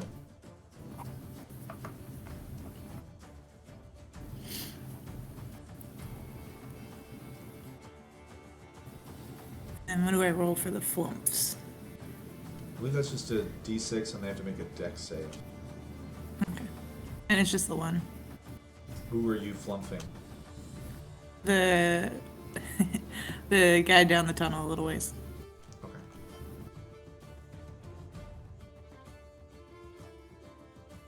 Yep. Go ahead and roll your d6 and roll the damage for your battle. Oh, I see the damage. There it is. 11.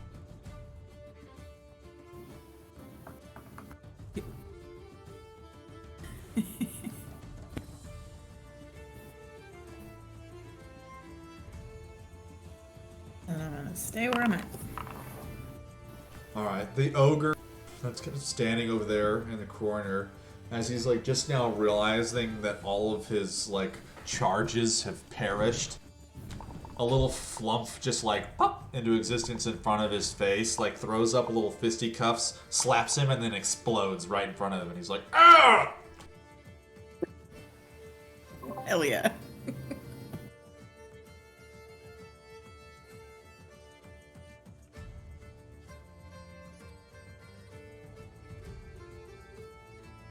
Alright.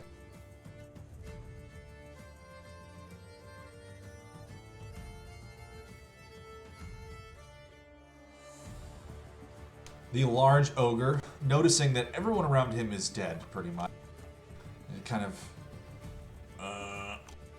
I should probably go back and get help. And he starts to bolt down that passage.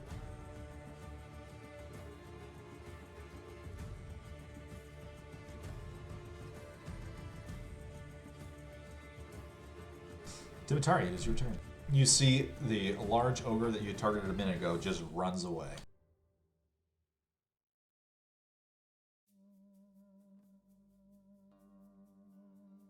And he looked relatively uninjured, correct?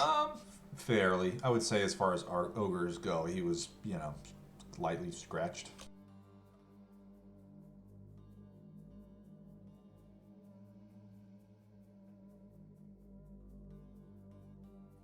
Okay, I guess I'm bringing me and my torch down that little hallway.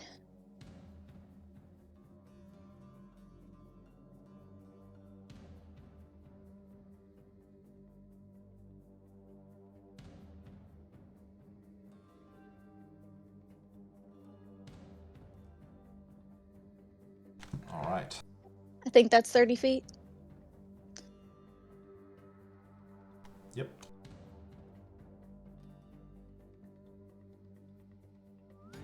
You cannot see where the ogre has gone. Okay, well in that case, the party members that are surrounding the other ogre, can I tell if they are hurt in any way? Or like, I guess what I'm looking for is like, could they be in trouble health-wise? Pretty much as far as you can tell, Briar is injured, but the rest of them pretty much look uninjured.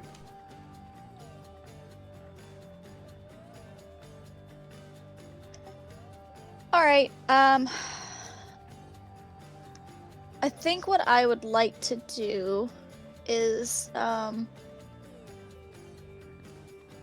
cast Wither and Bloom.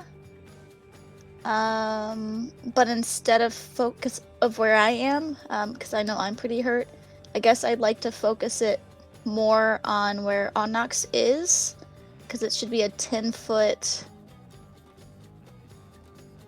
10-foot radius sphere, and I'm going to choose for the ogre to take 2d6 necrotic damage, and then the creature of choice would be myself, and I'd like to spend an unspent hit dice to regain a number of hit points equal to that roll plus my spellcasting ability modifier. Okay, go ahead and roll for it. That's a con save of 15.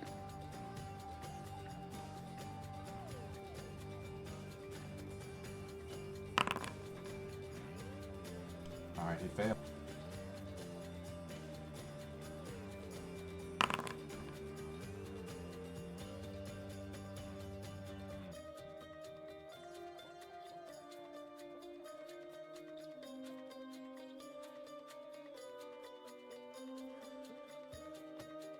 Okay, so I'm assuming my unspent hit dice is from short rest, right? Correct. Okay, alright, let me make sure I'm doing this right.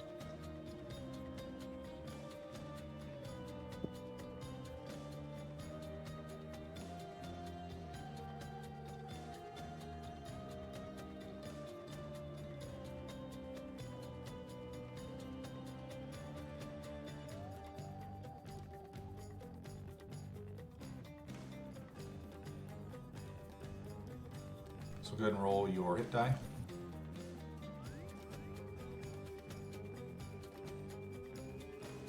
Okay, so that should give me 6 hit points.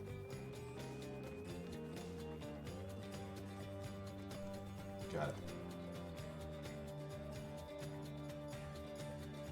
And because I dealt him damage, I also do hex damage, which is 1d6.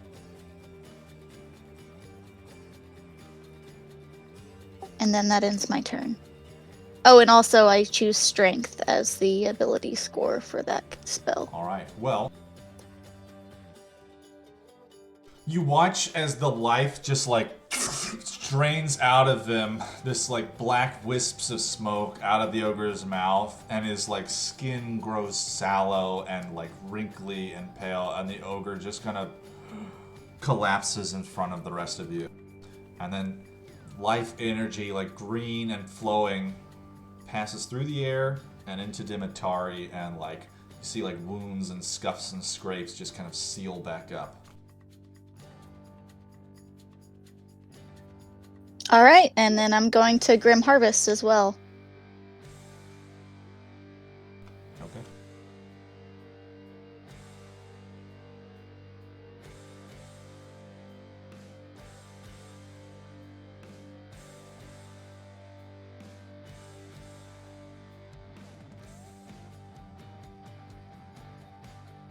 All right. Casimir is going to move up. Snow of the Mountain, it's your turn. All right. I'm going to. So that one ogre just took off, started running down the tunnel. Yep, the other ogre is running away. Sorry, my mouse is a pain in the ass. 1 second. All right. I'm going to use feline agility. Yep, stop moving.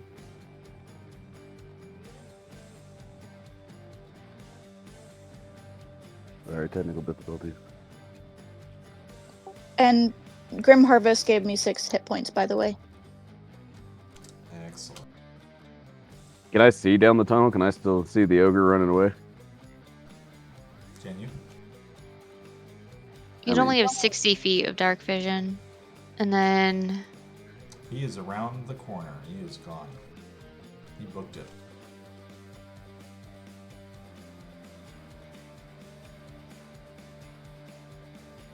Sorry, I had to refresh my map again. So are we out of initiative? Don't think so. Yeah. Well, I'm gonna ready to loose my bow at the next enemy I see. So I'm gonna hold my action. Alright. Azrael, it is your turn. The ogre in front of you lies dead. Alright, so if I move...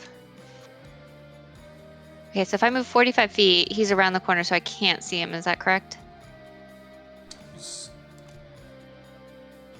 Yeah, you're not able to see. Because then I'm going to use a key point and do Step of the Wind, which allows me to do a dash action as a bonus action. So I'll move another 45 feet.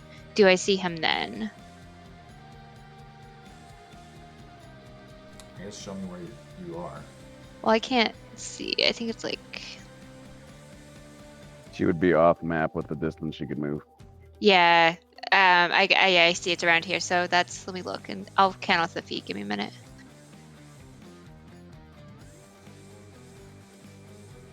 Yeah, okay, so if I come around... I can get up to him.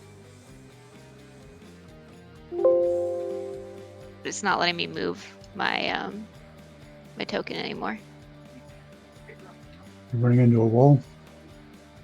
I might be, because so I'd be walking along the ceiling, and then is there a way for me to get into there? Yeah, like that. And then so do I? I mean, you can see him now. He's like shuffling around the corner. Do I see anything else, or just him as he's like trying to run around the corner? Just him. All right, I'm gonna do Toll the Dead, because I don't want to go up to him right quite yet. So I'm kind of hanging off the ceiling. I go around the corner, and then I just do Toll the Dead.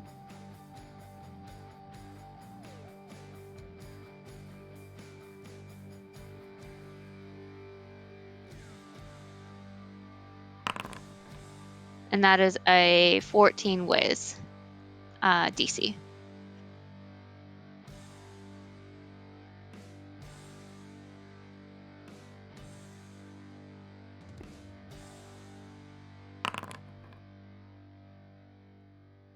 All right, you see him kind of grab his head, but he just keeps on moving.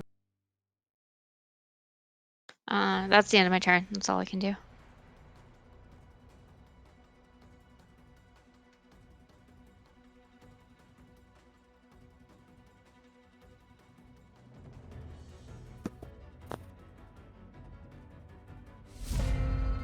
All right, Javid, it's your turn. Azrael has run off around the corner away from you. You can no longer see her.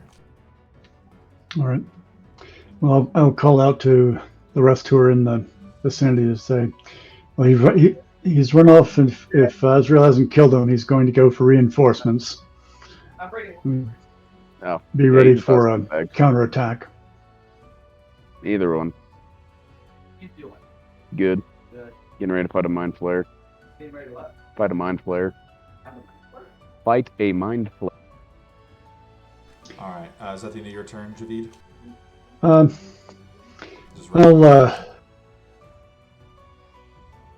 Say again? You're just readying the Yes. Ready in action for when I see the next enemy creature come into view.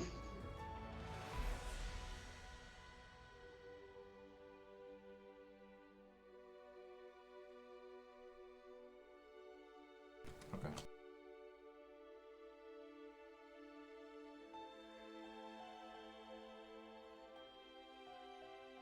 Onyx, it is your turn. I can't move my token, but as I see Azrael disappear, I'm gonna call out after and say, Don't chase, we gotta go. And then I'm gonna run up beside Snow and use my action to help him so he has advantage on his next attack. In case anything pops out. Okay. Briar, it is your turn. Okay, so he just hollered, "Don't chase." But you know that Azrael is chasing. Yeah. Well, I guess I'll advance further up the tunnel just in case she does need me later. 15, 20, 30-ish. I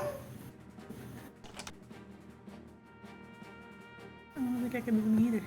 Yeah, DM game's paused, so we can't move our tokens. Alright, go try. And then I wanted to be like up there, but I couldn't move. Sorry, where were you trying to go?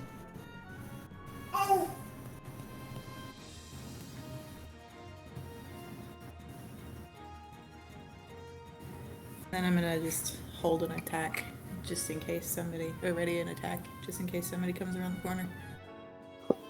Punch yourself in the face to maintain rage. Yeah.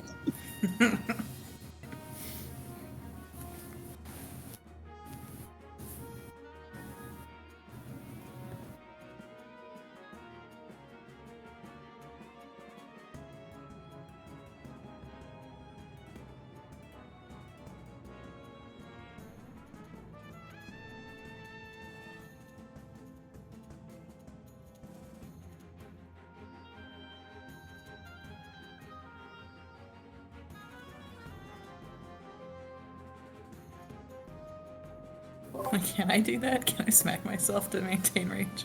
No, it doesn't work like that, unfortunately. Damn. Alright. Alright. Azrael, the ogre hoofs it. He is moving quick. Can I hear anything? Like, he's just hoofing, but can I hear anything in the direction he's moving to? He's like breathing loudly and you don't hear anything other than just an ogre running as fast as he can. Actually, as he's going, he you see him like unbuckle his backpack that's now empty, and he just like drops it. It's already in shambles from the thunder wave earlier. Just a pile of wood, basically. He like leaves behind for you to just like run, skitter over on the ceiling as you're like chasing him.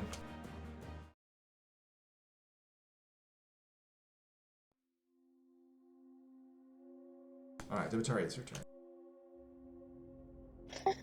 All right. I want to make sure that Azrael and Briar don't die, and I'm already heading down the tunnel. So, I guess I'm gonna keep on trucking.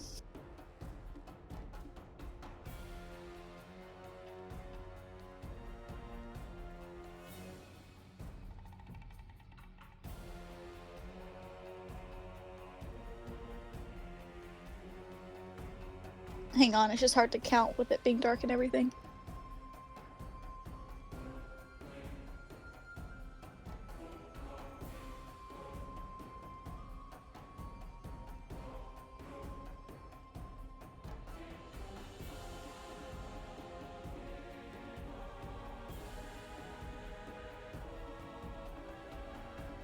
I think that's 30. Can I see anything from that point? You should be able to. So there's like an opening. You have moved 40 feet. Yeah. If you go back 2 squares, you'll be right in the opening. Yeah, right there. And you should be able to see me literally just like standing upside down on the ceiling.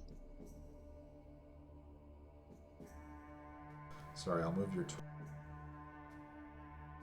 There you go.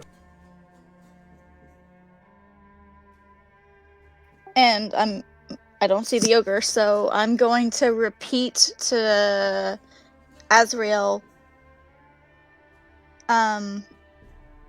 This is a trap. We should leave. Quick question. The ozone smell, is that coming from here or the other tunnel that we were going towards? Like, is it the mine? Like, is the ozone stronger here or where we were? It is stronger here. Underdark is this way. I am exhausted. I personally cannot fight much more than this. This. I think we need to leave and we need to try again. That they obviously knew we were coming. If we come back, it'll be a bigger trap. We're here. We should get to the Underdark and get out. Otherwise, they're going to bring more reinforcements while we're resting.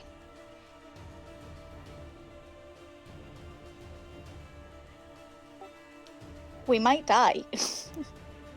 All right. Is that the end of your turn? You have not taken an action.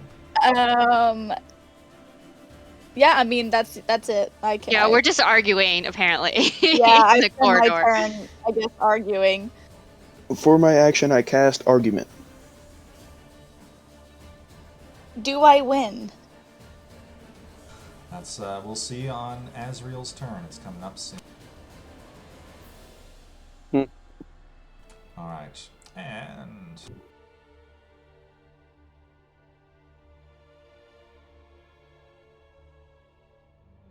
Casimir's following you guys. Snow, it is your turn.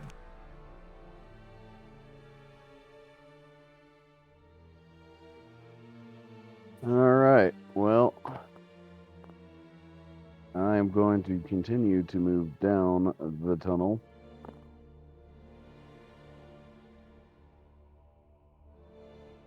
Would you like to join in the argument? No. It's gonna, this laptop is being so annoying. I feel like we should keep pushing because as we pick off enemies, there will be less to fight later. And I feel at this point we would have to retreat an ungodly distance in order to be able to rest. So we should just continue pushing in a controlled manner. Agreed. Underdark is this way. We will proceed.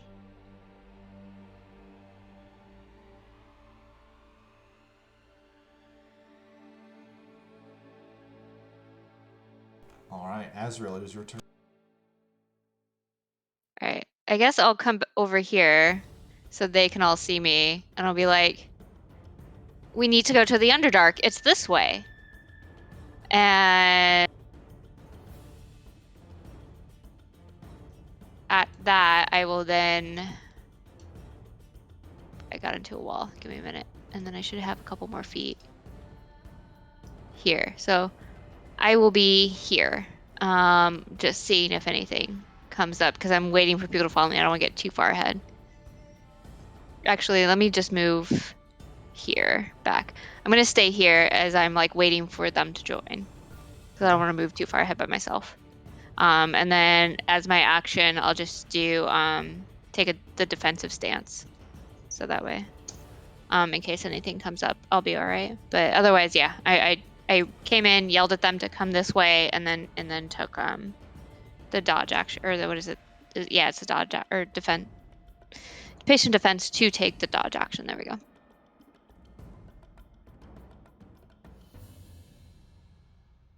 All right. Are you continuing to chase the ogre? Is my question. No, I didn't. All right. We continue will to. end initiative here, and I think we've been playing for almost exactly 2 hours. We will take a quick break. We'll come back and we'll pick up with you guys beginning to travel in the direction that the ogre fled.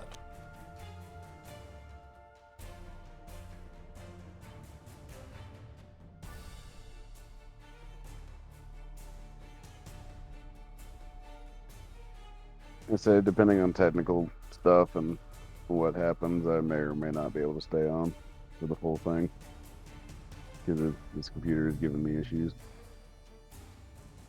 But I will try. Okay.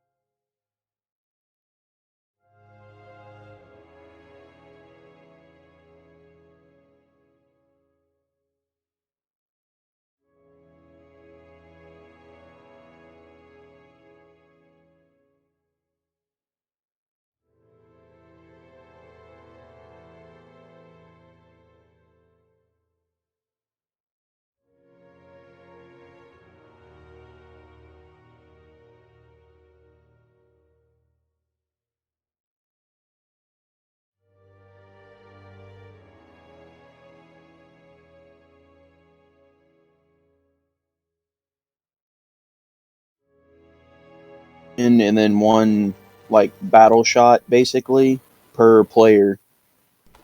All right. Yeah, no, I think it's a good idea.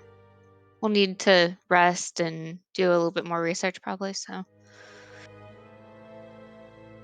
Are you taking into account the cost of what it would be to stay at a tavern with the gold that we have? You could just kill a tavern keeper and then stay in a I tavern. mean, if we room together, it probably wouldn't cost more than a couple silver a night. Also, we got quite a bit in our fund. Well, the fund would be used for potions and the Sorry, I materials for can't hear potions. you. You talking to me or Chris?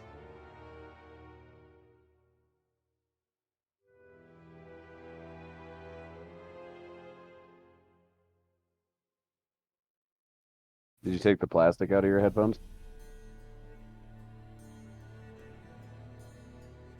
No, something about our internet's like acting up today, so we're having like a bunch of connectivity and lag issues today. Yeah. Yeah, but Chris, you are coming through a little softer than usual. And Well, isn't there a storm going through Connecticut? Maybe the storm's affecting your guys' internet. It's not supposed to hit until like 11 midnight tonight, so we're still a couple hours off before the actual storm gets here. experiencing side effects from the volcano over by Tonga. Yeah, that's what it was. All right. So Solar flare. Hey, don't joke about that. the ogre disappears deeper into the ozone-smelling mine. Casimir, kind of catching up with the rest of your group. Are we going to chase him, or do we think now might be a good time to possibly hide and rest? I think we're all a little weary. And he kind of just like kicks over one of the bodies of the dead goblins. This is not a safe place to rest. If we rest, we might end up dead. Actually, we will end up dead. Well, I don't advocate for a night's sleep, but stopping possible.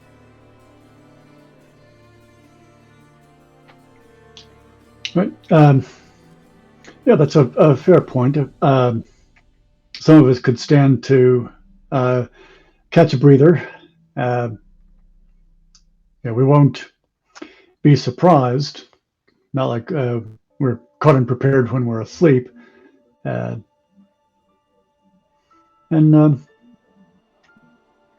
it'll give, like especially Briar and me, chance to sort of refresh ourselves a bit. Did that dead end, that kind of nook that Snow hid in? Yeah, if I rested, I could recover some of my spell slots, which might be helpful. There are little nooks and crannies and hideaways all over the place down here that you guys have seen so far. So, Well, just looking at it right here might be the best place because there's only one of them at a time that can come through this tunnel gap. So if we just sit here on the other side of this tunnel, Briar and I can, or me and someone else can keep a look on this like bottleneck basically, and if anybody comes around the corner, only one of them at a time can get through. Archers in the back, fighters in the front. Yeah, that sounds like a good we can idea. sit here if you guys want. where you guys are currently is kind of a T. The trail kind of continues down in that direction. I thought that was a dead end. It is. Yeah, sorry, I thought it was a dead end. Kind of looks like one, but it does go down.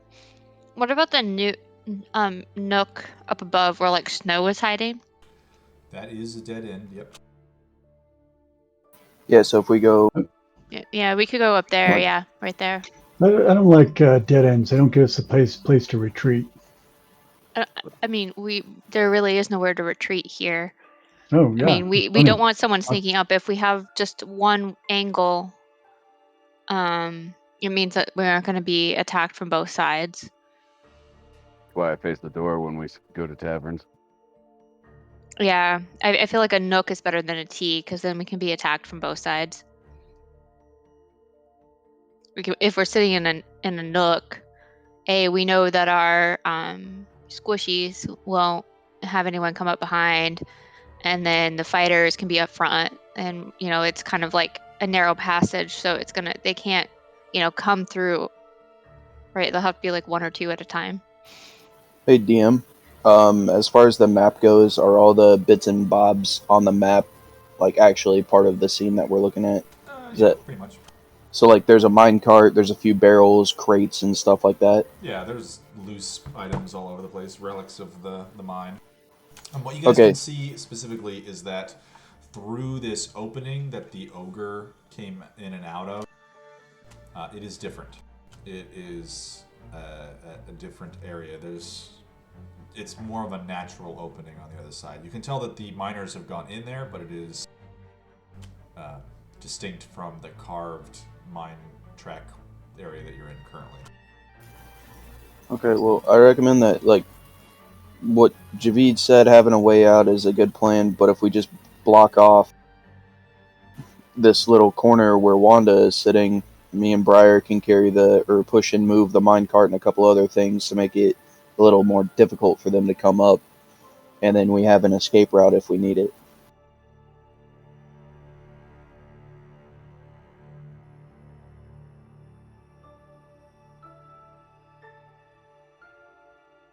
And then just use this little nook as like the resting portion, but we still have this path to the left to bounce if we need it.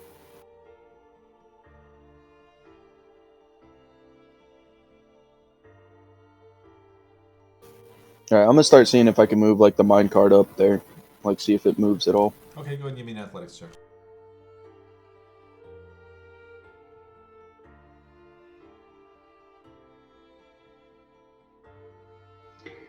Are there timbers or other shoring materials that could be used to further barricade?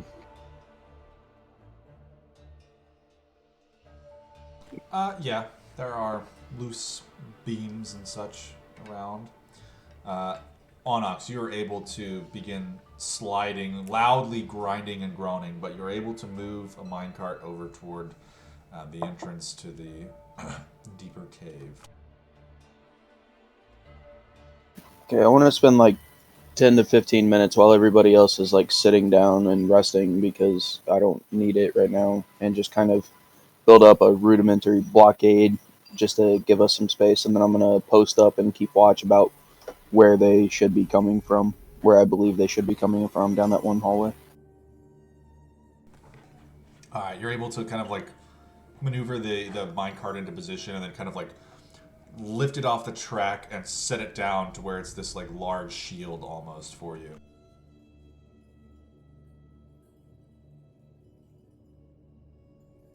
And I think we're going to short rest here. Just All take right. an hour and short rest.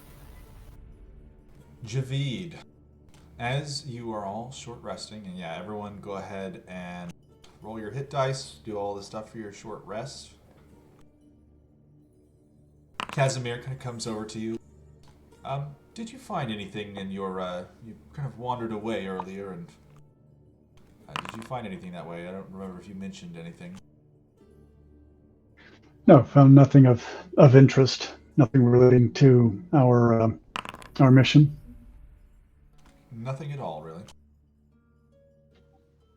No, not that I noted was of interest. Why? Is there something you thought I might have caught? Well, you came back with a backpack, so that did strike me as interesting. That was 2 weeks ago.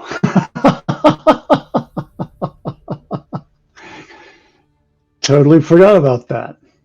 I did find a backpack. Let me take a look and see what's in it. All right. There we go. We're opening up the backpack. Finally. Backpack.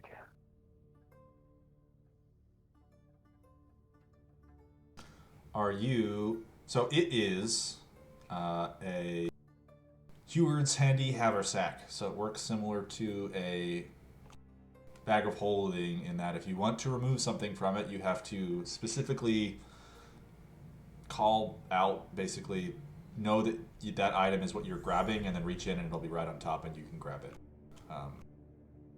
Or just dump the whole thing out, right? Or you can turn it inside out and everything falls out. Well, I don't know what's in it, so I'm going to have to do that. All right.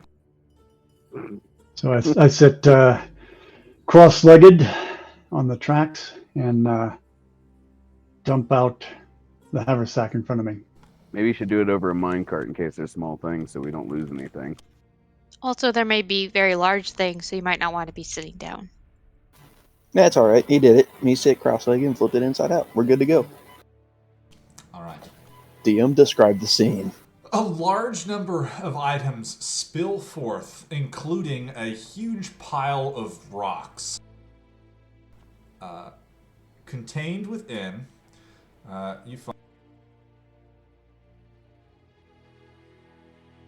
Your briar squeal with delight at the rocks. just a whole bunch of rocks spilled, as well as a bottle of ink, an ink pen, 10 sheets of parchment, a small bag of sand, a small knife, the hilt of a longsword with a very distinct styling, a small cracked glass globe, two pouches, one of them that kind of lands... Can you slow down? I cannot write I'm as gonna put fast it as all you're... in the Okay. chat in a second.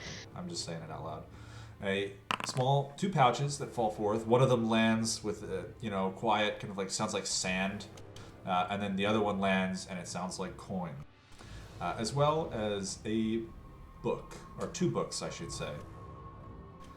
One of them is a purple bound with like gold leaf running around the corners of the book. And then the other one is a small plain leather journal. Put it up here.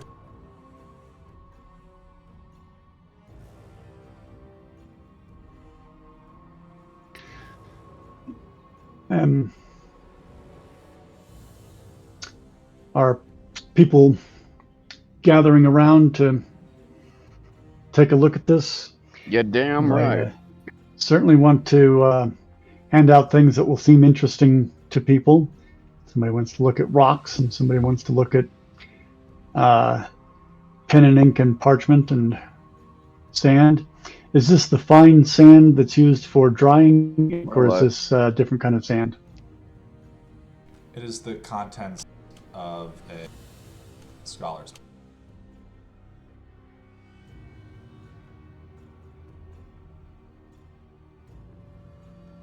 Plus rocks.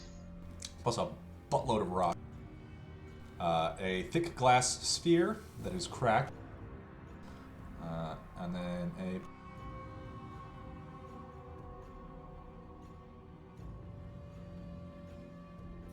I am very interested in the purple book.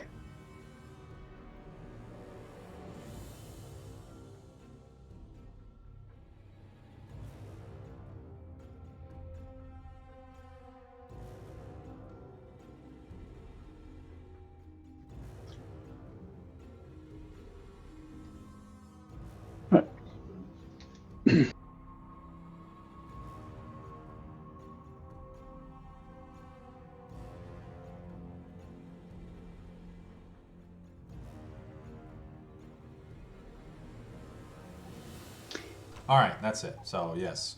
Bottle of ink, ink pen, 10 sheets of parchment, small bag of sand, small knife, hilt of a strange longsword, a pouch of money, 15 days of rations, 25 knuckle-sized rocks of various shapes and colors, a thick, cracked glass sphere, a strange, empty pouch, purple and gold book, and a leather journal. For you... Demetari, you speak Elvish. Alright. It is a spell book. That I do. Woo! Okay. I'm like, I sit right beside David, crisscross applesauce, and I'm reading that book.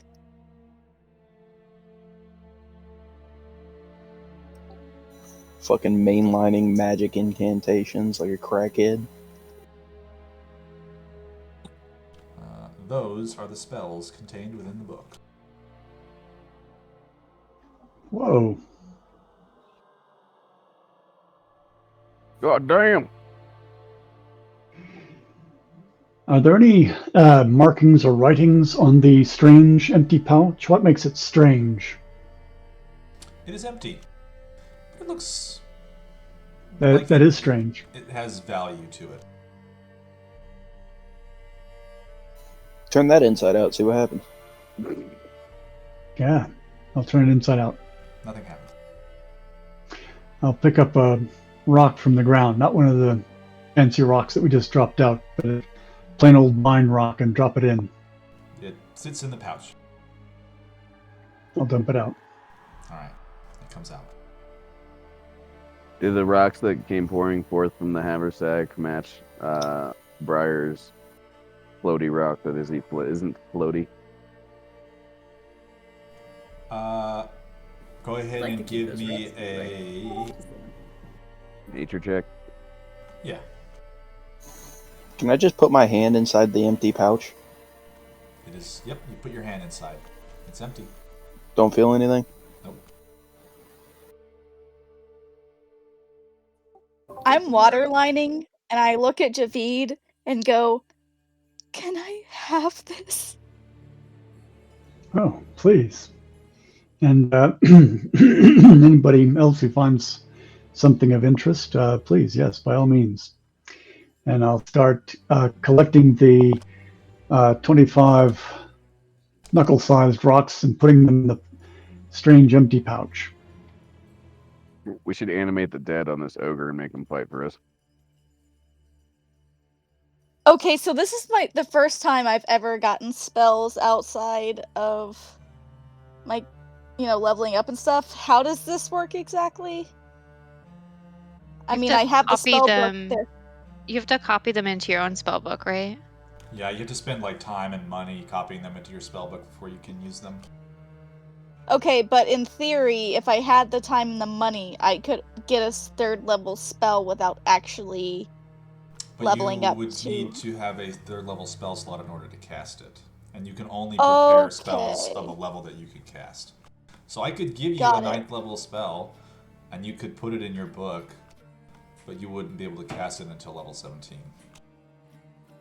Alright. Okay. And then this is all like, as long as I spend the time and the money, and this is written in there, then I can, like, for example, I could do Animate Dead anyways, so that would be basically an extra spell aside from what I would get from leveling up. So yes, Okay. when you level up, because this is the first time that this has come up, I would recommend you pick spells that are probably not in this book, because you'll be able to get them for free out of the book, free in quotes, versus having to possibly go and buy a spell scroll later. But since you gave her like a whole ass spell book, can't she just choose which book to use every day? No, that's not how the spell book because wizards, their spell book is their focus, so they can only cast or prepare spells out of their own So spell the way book. that it works basically is it's not like a 1-for-1 swap. It's kind of like you have taken personal notes on how you cast this spell, and reading how someone else casts it is only going to get you so far, versus putting it in your own spell book and kind of giving yourself the skills required to use it. Is how I would envision it. Yeah, Okay. Okay, that makes sense. Requires what I'm- expenditure of nice inks and parchment and so on. Yeah, I think it's Is like, that isn't right? it like 50 gold you're worth of still- inks and you're paper? You're still talking about copying spells into her book. She has a whole ass other spell book which she can create as a wizard. But the thing is the way casting spells work, they have to cast spells from their own spell book, which is basically their focus. So it's like if you were, I don't know, a cleric and you tried to use some other cleric's spellcasting focus, it wouldn't work because that's not how you cast spells.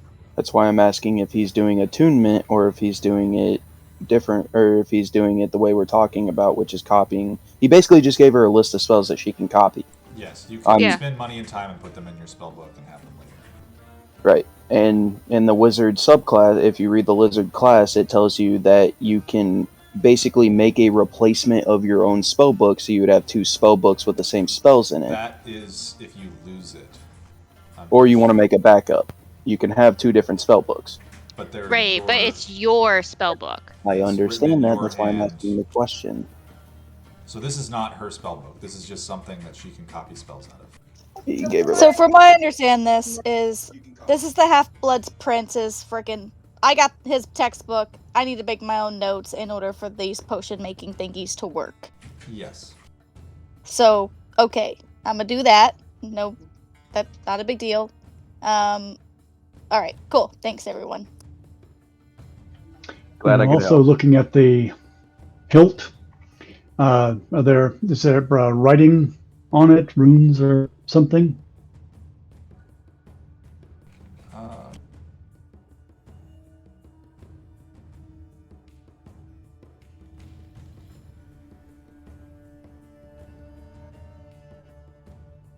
What makes this hilt strange? Is it strange that there's a hilt and no blade? Is it empty? it appears. Go ahead and give me an Arcana check.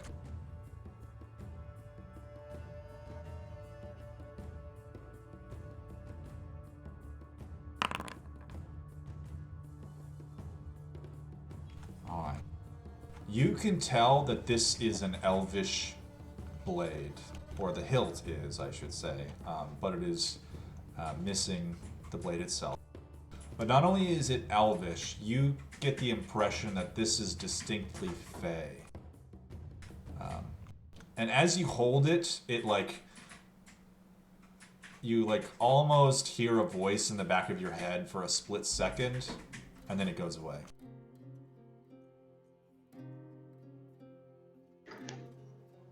I have a sneaking suspicion that this longsword is magic. It has spoken to me, and Sorry, I should clarify. It is actually not meant to be a long sword. It is large enough that it could be a great sword. You mind if I take a look at it? Do not mind at all, please. I'm gonna spend my Fine, short whatever. rest studying it to see if I can identify it. Okay, go ahead and give me an Arcana check. What are the rest of you guys doing over the short rest? So there is a journal that is left. If anyone wants to read the journal that I wrote. The journal. Okay. Can you read Elvish? No. Alright, you can't read the journal. I'll read the journal. You're Ah, reading the spell book. Yeah. Yeah, Can you're I- absorbed in the spellbook, please. Yeah, you're way too busy in that spell book. Okay, all right. Way too Nerd. I just I handed can off read a Elvish. sword hilt. All right. I will read Snow the book. As Snow tries to read, and I can see he's struggling, and I'll walk over and I'll read over his shoulder, reading in Elven, Here's translating. the Elvish cookbook, guys. Home recipes passed down through the generation. Thousands of years of recipes. Grandma's Limdus bread. It is the journal of Erevan Koalana. Yeah, the great Elvish chef. I have finally decided to see Marquette myself. After all these years looking at it through the world of others by Avandra, I am finally going to see. I spoke to Valkram and he agreed. I'll start packing tonight. This is like me reading it to Snow. Or Azrael just reading it to Snow very out loud.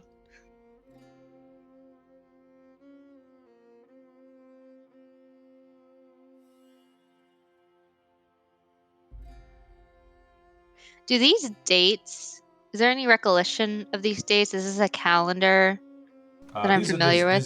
This is the standard. Well, I don't think you guys would all be familiar with this. This is the standard timekeeping of Exander. The standard months. Okay, and there's no year or anything? It is 792, so it's this year. Excuse me.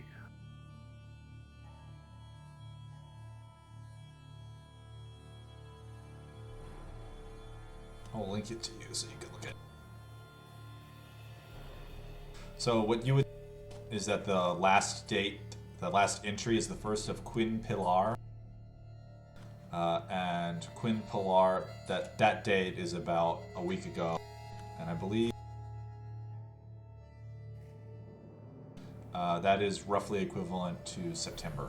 So it's like the 1st of September. And it's probably the 5th or 6th currently. So it's from like last week is the last entry.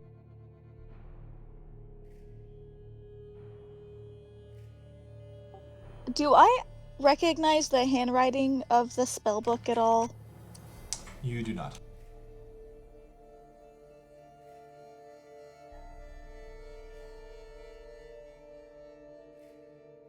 For the record, these are selected entries. There are many more than this, but they're all kind of like, very basic entries describing how far he walked and what he had for breakfast and what he had for lunch. Yep. And he saw a bird and Beans So- again for breakfast. beans again. This ruin, so this 28th of Fesnar, how far along was that? Like, you That was said last month. September. That's like a week and a half ago. Alright, so does this ruin that he's talking about, does that sound familiar at all? Where he's talking about where he got the sword? No. You would not be familiar with it.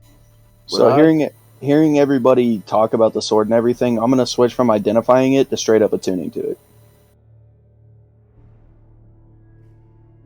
I mean, I wasn't talking about it. So in character, I'm just reading the journal to Snow. Right, you read the entry about the sword that he Yeah. found in a Yeah, elven yeah. ruin. Yeah, So he I stumbled heard across that, the strange ruin. Okay. and instead of identifying it, I'm just gonna attune to it. I'm just gonna shift, doop, like magic. All right. Do I know anything about the ruin? You would know that there are small ruins kind of like dotting the Khazarang hills, and most of them are little more than like a single room of something ancient, and all it is like 3 walls and some stones. And like, you might go to a spot and find what was once the outline of a great tower, but now it's little more than like the tracing of its base in the ground from centuries ago. That stuff's very common. And a pile of stones. Yeah, just a big pile of stones, and probably half the stones got taken away by villagers, 200 years ago. So is this a female elvish name? No, it is male. Yeah. But can you really know? They're no, so I'm asking. similar. Like, Yeah, they, elves. they're pretty Right, much and- non-binary. Yeah, with elves, yeah. Is that rude? Is that not PC of me? Well, it could go either way. We're probably dead, so it doesn't really matter. They are definitely parrot. Javid took this off their brainless corpse, so you can be as rude as you want to them now. I don't think they mind anymore. All right, so Azriel, you are reading the journal. Demetari, you are reading the spellbook. Javid, what was it you were doing? It was handing out things, looking at rocks and putting the rocks in the pouch, and Our own personal Santa Claus over here, just giving That's them right. gifts. Handing out gifts. Gift for you and for you. And then Onyx is trying to attune. Snow is, I guess, listening along to the journal. And Briar, what are you doing? Resting and playing with these rocks. All right. There are a lot of really great rocks. Doing that like 5 high rock pillars, just like stacking they're them, like balancing knuckle them. moon shaped, you said? Did They're you say they were, knuckle like, shaped like size, so, knuckle moons? they're like that big. Ah, okay. Can you build a tower that's higher than you? Ah, let's Like, try. fly up and, keep making it taller? I don't. Yeah, let's try. Let's see. How many are there? You said it was like 25? Probably not. Oh, okay. You can make a small pile. They are all distinct from one another. That is the notable thing about them. They all look like very straightforward rocks that have been broken apart. But that's about it. Okay, so I'm getting myself a nice little collection. Are any of them like polished or anything? They are rough. Ah, all right. Cool. Just get mess with the rocks.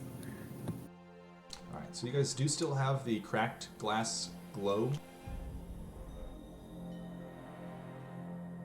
to look at. I'm gonna look at the cracked glass.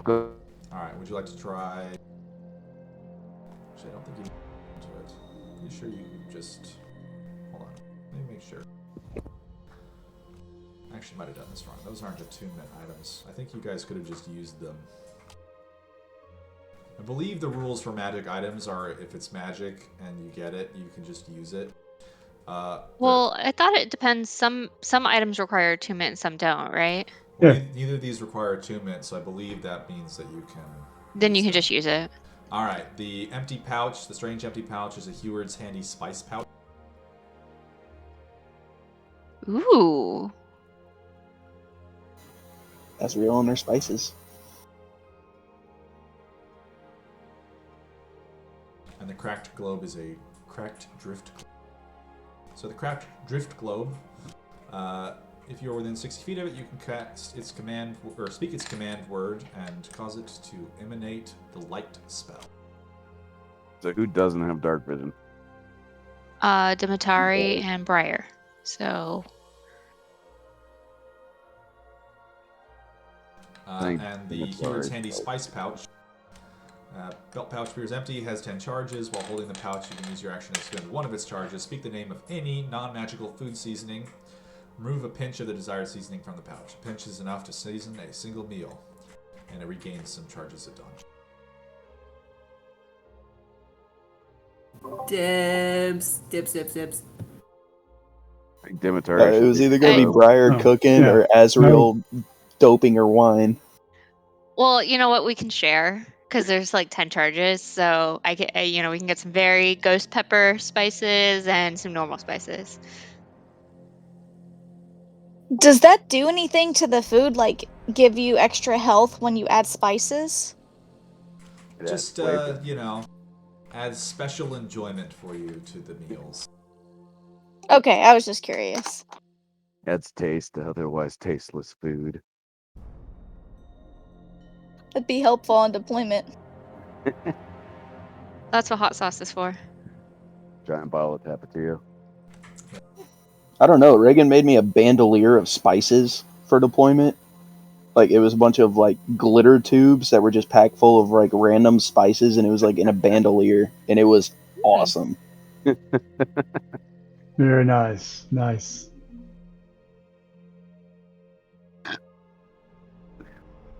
I'm here to make this food edible and chew bubblegum, and I'm all out of bubblegum.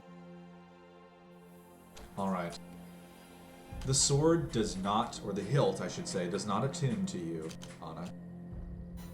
Am I able to identify it, at least, though? You are not. In I believe fact, it's the sword. it seems, as you are handling it, that the hilt is specifically resisting your attempts.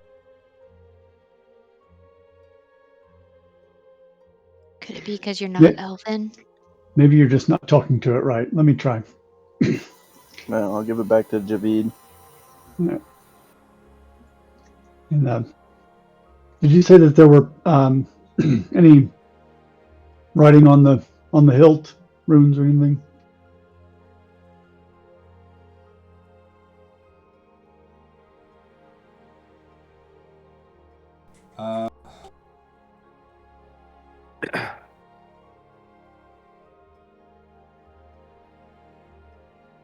Hey, just on the side. How far are you guys trying to push today? We're probably going to go just a little bit longer and then be done. Well, damn, apparently she's done now. Yeah, just because, like, I have a whole bunch of friends in town, so. Not that you guys are my friends, I don't care about this time. I just care about them more. I'm just kidding. It's okay, Chris. We know how you feel. Man, I just feel bad because we spent all day at Breckenridge yesterday and only like 8 of us went.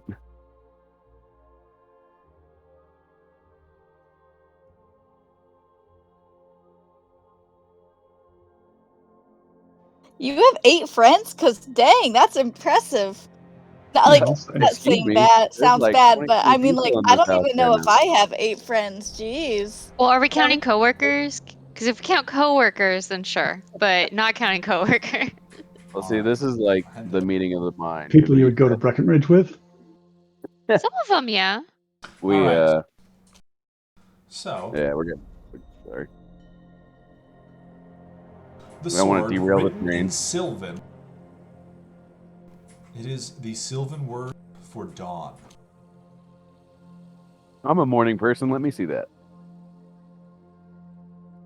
And You can't read Sylvan, you don't know.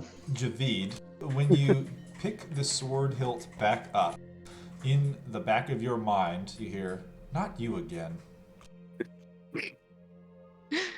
Maybe Briar. She's Faye. She might. And I'll sub-vocalize to the sword while I'm holding it. Yes, me. Come out, let's play. The sword does not respond. Hey, Briar, touch the sword. Help. Sorry, hilt. Briar, touch the hilt. See what happens. Okay. I'm gonna touch it. Suddenly, in your head, you hear, "Who are you?" Let's say, hello? "Hello to you."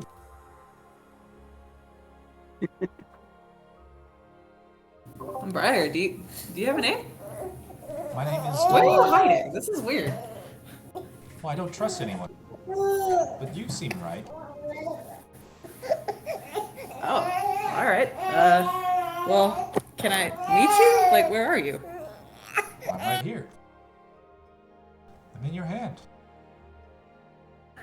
Oh, well, that's kind of neat. Do you have a name? "Yeah, my name is Dawn."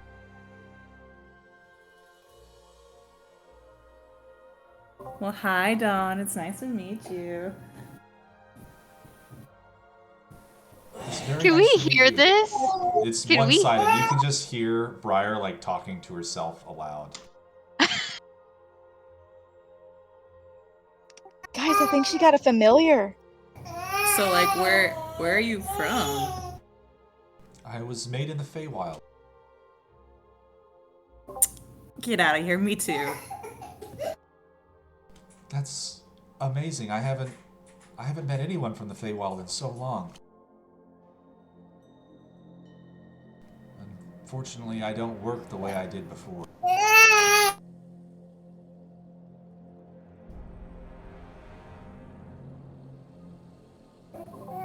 He's really upset. I'm sorry. The sword kind of hums a little tune to itself, and then, "Unfortunately, it is quite draining for me to do this. I don't work the way that I'm supposed to, but we'll talk again soon." And the voice disappeared. So, quick question. Have I heard any stories about, possessed swords that talk to people? Go ahead and give me an Arcana check.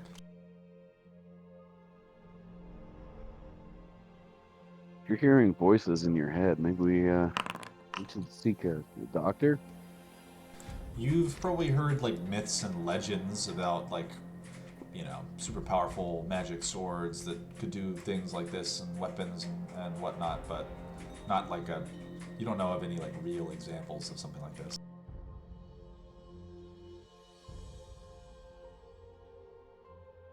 I'm gonna introduce her to everybody.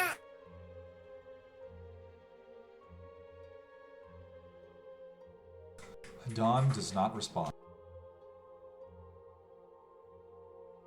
Dawn is gone. Dawn is gone.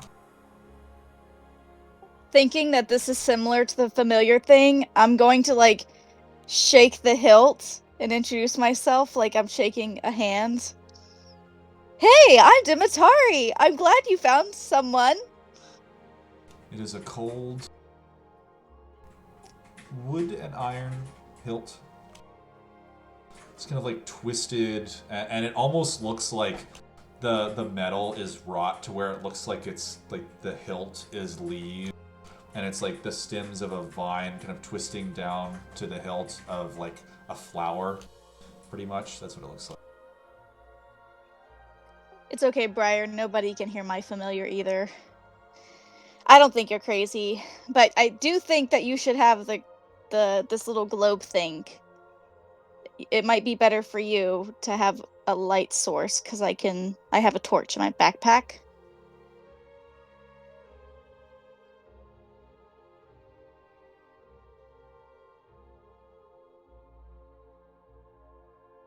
Does the drift globe?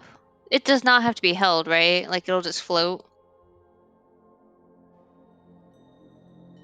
It does not float. So it You has to be just- held. No, you don't have to be holding it. It's as long as you're within 60 feet of it. Yeah, I don't think it requires attunement. Yeah, just if No, it doesn't. I'm if just worried anyone because she knows its has to have command two word, hand. you can just Okay. say its command word aloud, and it will light up to Okay. 60 feet away. How about how big is it? Like a Size of a bocce ball. A marble? I'm trying to figure out Well, if it it's could be like 1 attached to a pound. necklace. It says it's 1 pound, and glass can be fairly dense, so I would less imagine than a it's tennis ball, probably maybe. about Yeah, the size of a Remember All from Higher Pop. Can we tie it to like Briar's backpack or something? Yeah, you could probably do something like that. Tie like a macrame sling. Yeah. Yeah, so that way she can fight and it still be attached to her. Also, just in the time that we've been here, do we pick any like valuables up off the dead bodies? They have swords and armor, but they don't really have like valuables. Okay, yeah. I'm also going to start kind of poking around in here. Not too far.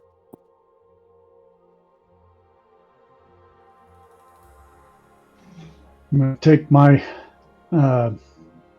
backpack and start loading everything into the handy pouch. Okay. I'm gonna toss The haversack. Azrael the spice pouch and be like, "Hey, found something better. Here you go." All right, you're giving the spice pouch to Azrael. I'll take it. I'll take it. I was going to say, I don't think we can give Briar 3 magical items. Well, to be fair, the spice pouch, I'm totally fine with sharing because there's 10 charges a day, right? So I can hold it for my drinking and then just give it to her whenever she needs to cook for people. Also, are you guys doing anything for the short rest as far as cooking? There is always time. There's always goblin meat. There's a lot of goblin meat. Yeah, because I thought we Mushrooms. used up all of our meat. I don't know if I'd eat the mushrooms. Good. I mean, you guys have like rations and stuff. You could probably whip the rations into something a little bit more palatable than just the. Yeah, is- can we try the spice pouch with the rations to see if it like makes it actually taste like food? You could probably take the dried meat out of it and like put it into, convert it to like a stew almost.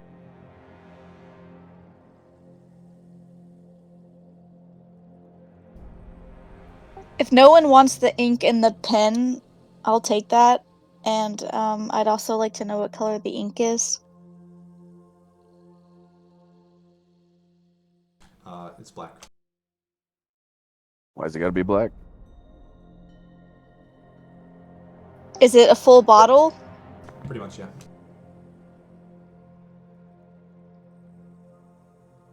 Poking around in here, do I see anything? Go ahead and give me a perception check.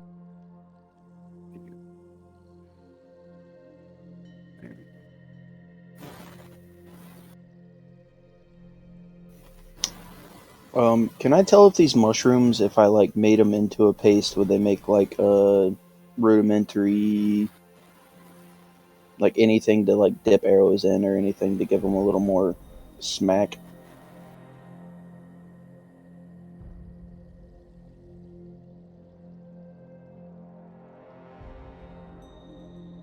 I actually think I'm having the same issue that Trey is, because that's like the third 4 in a row.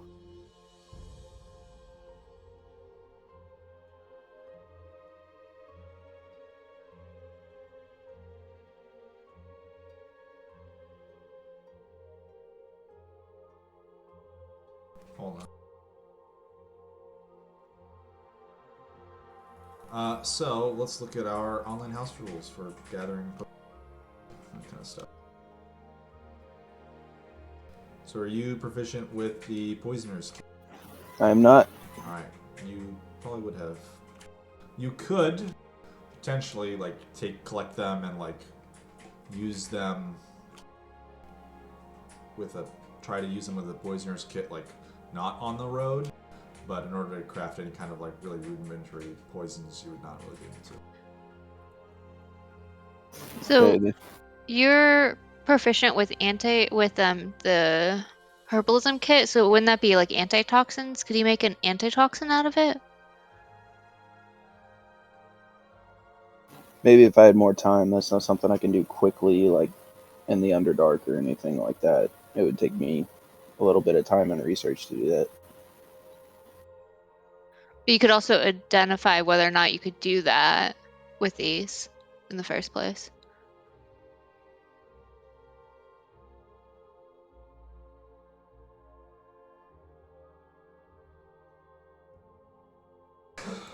All right.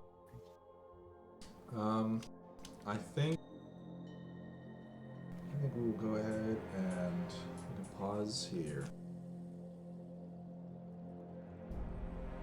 This will be kind of wrapping up the short rest before we continue on into the dungeon.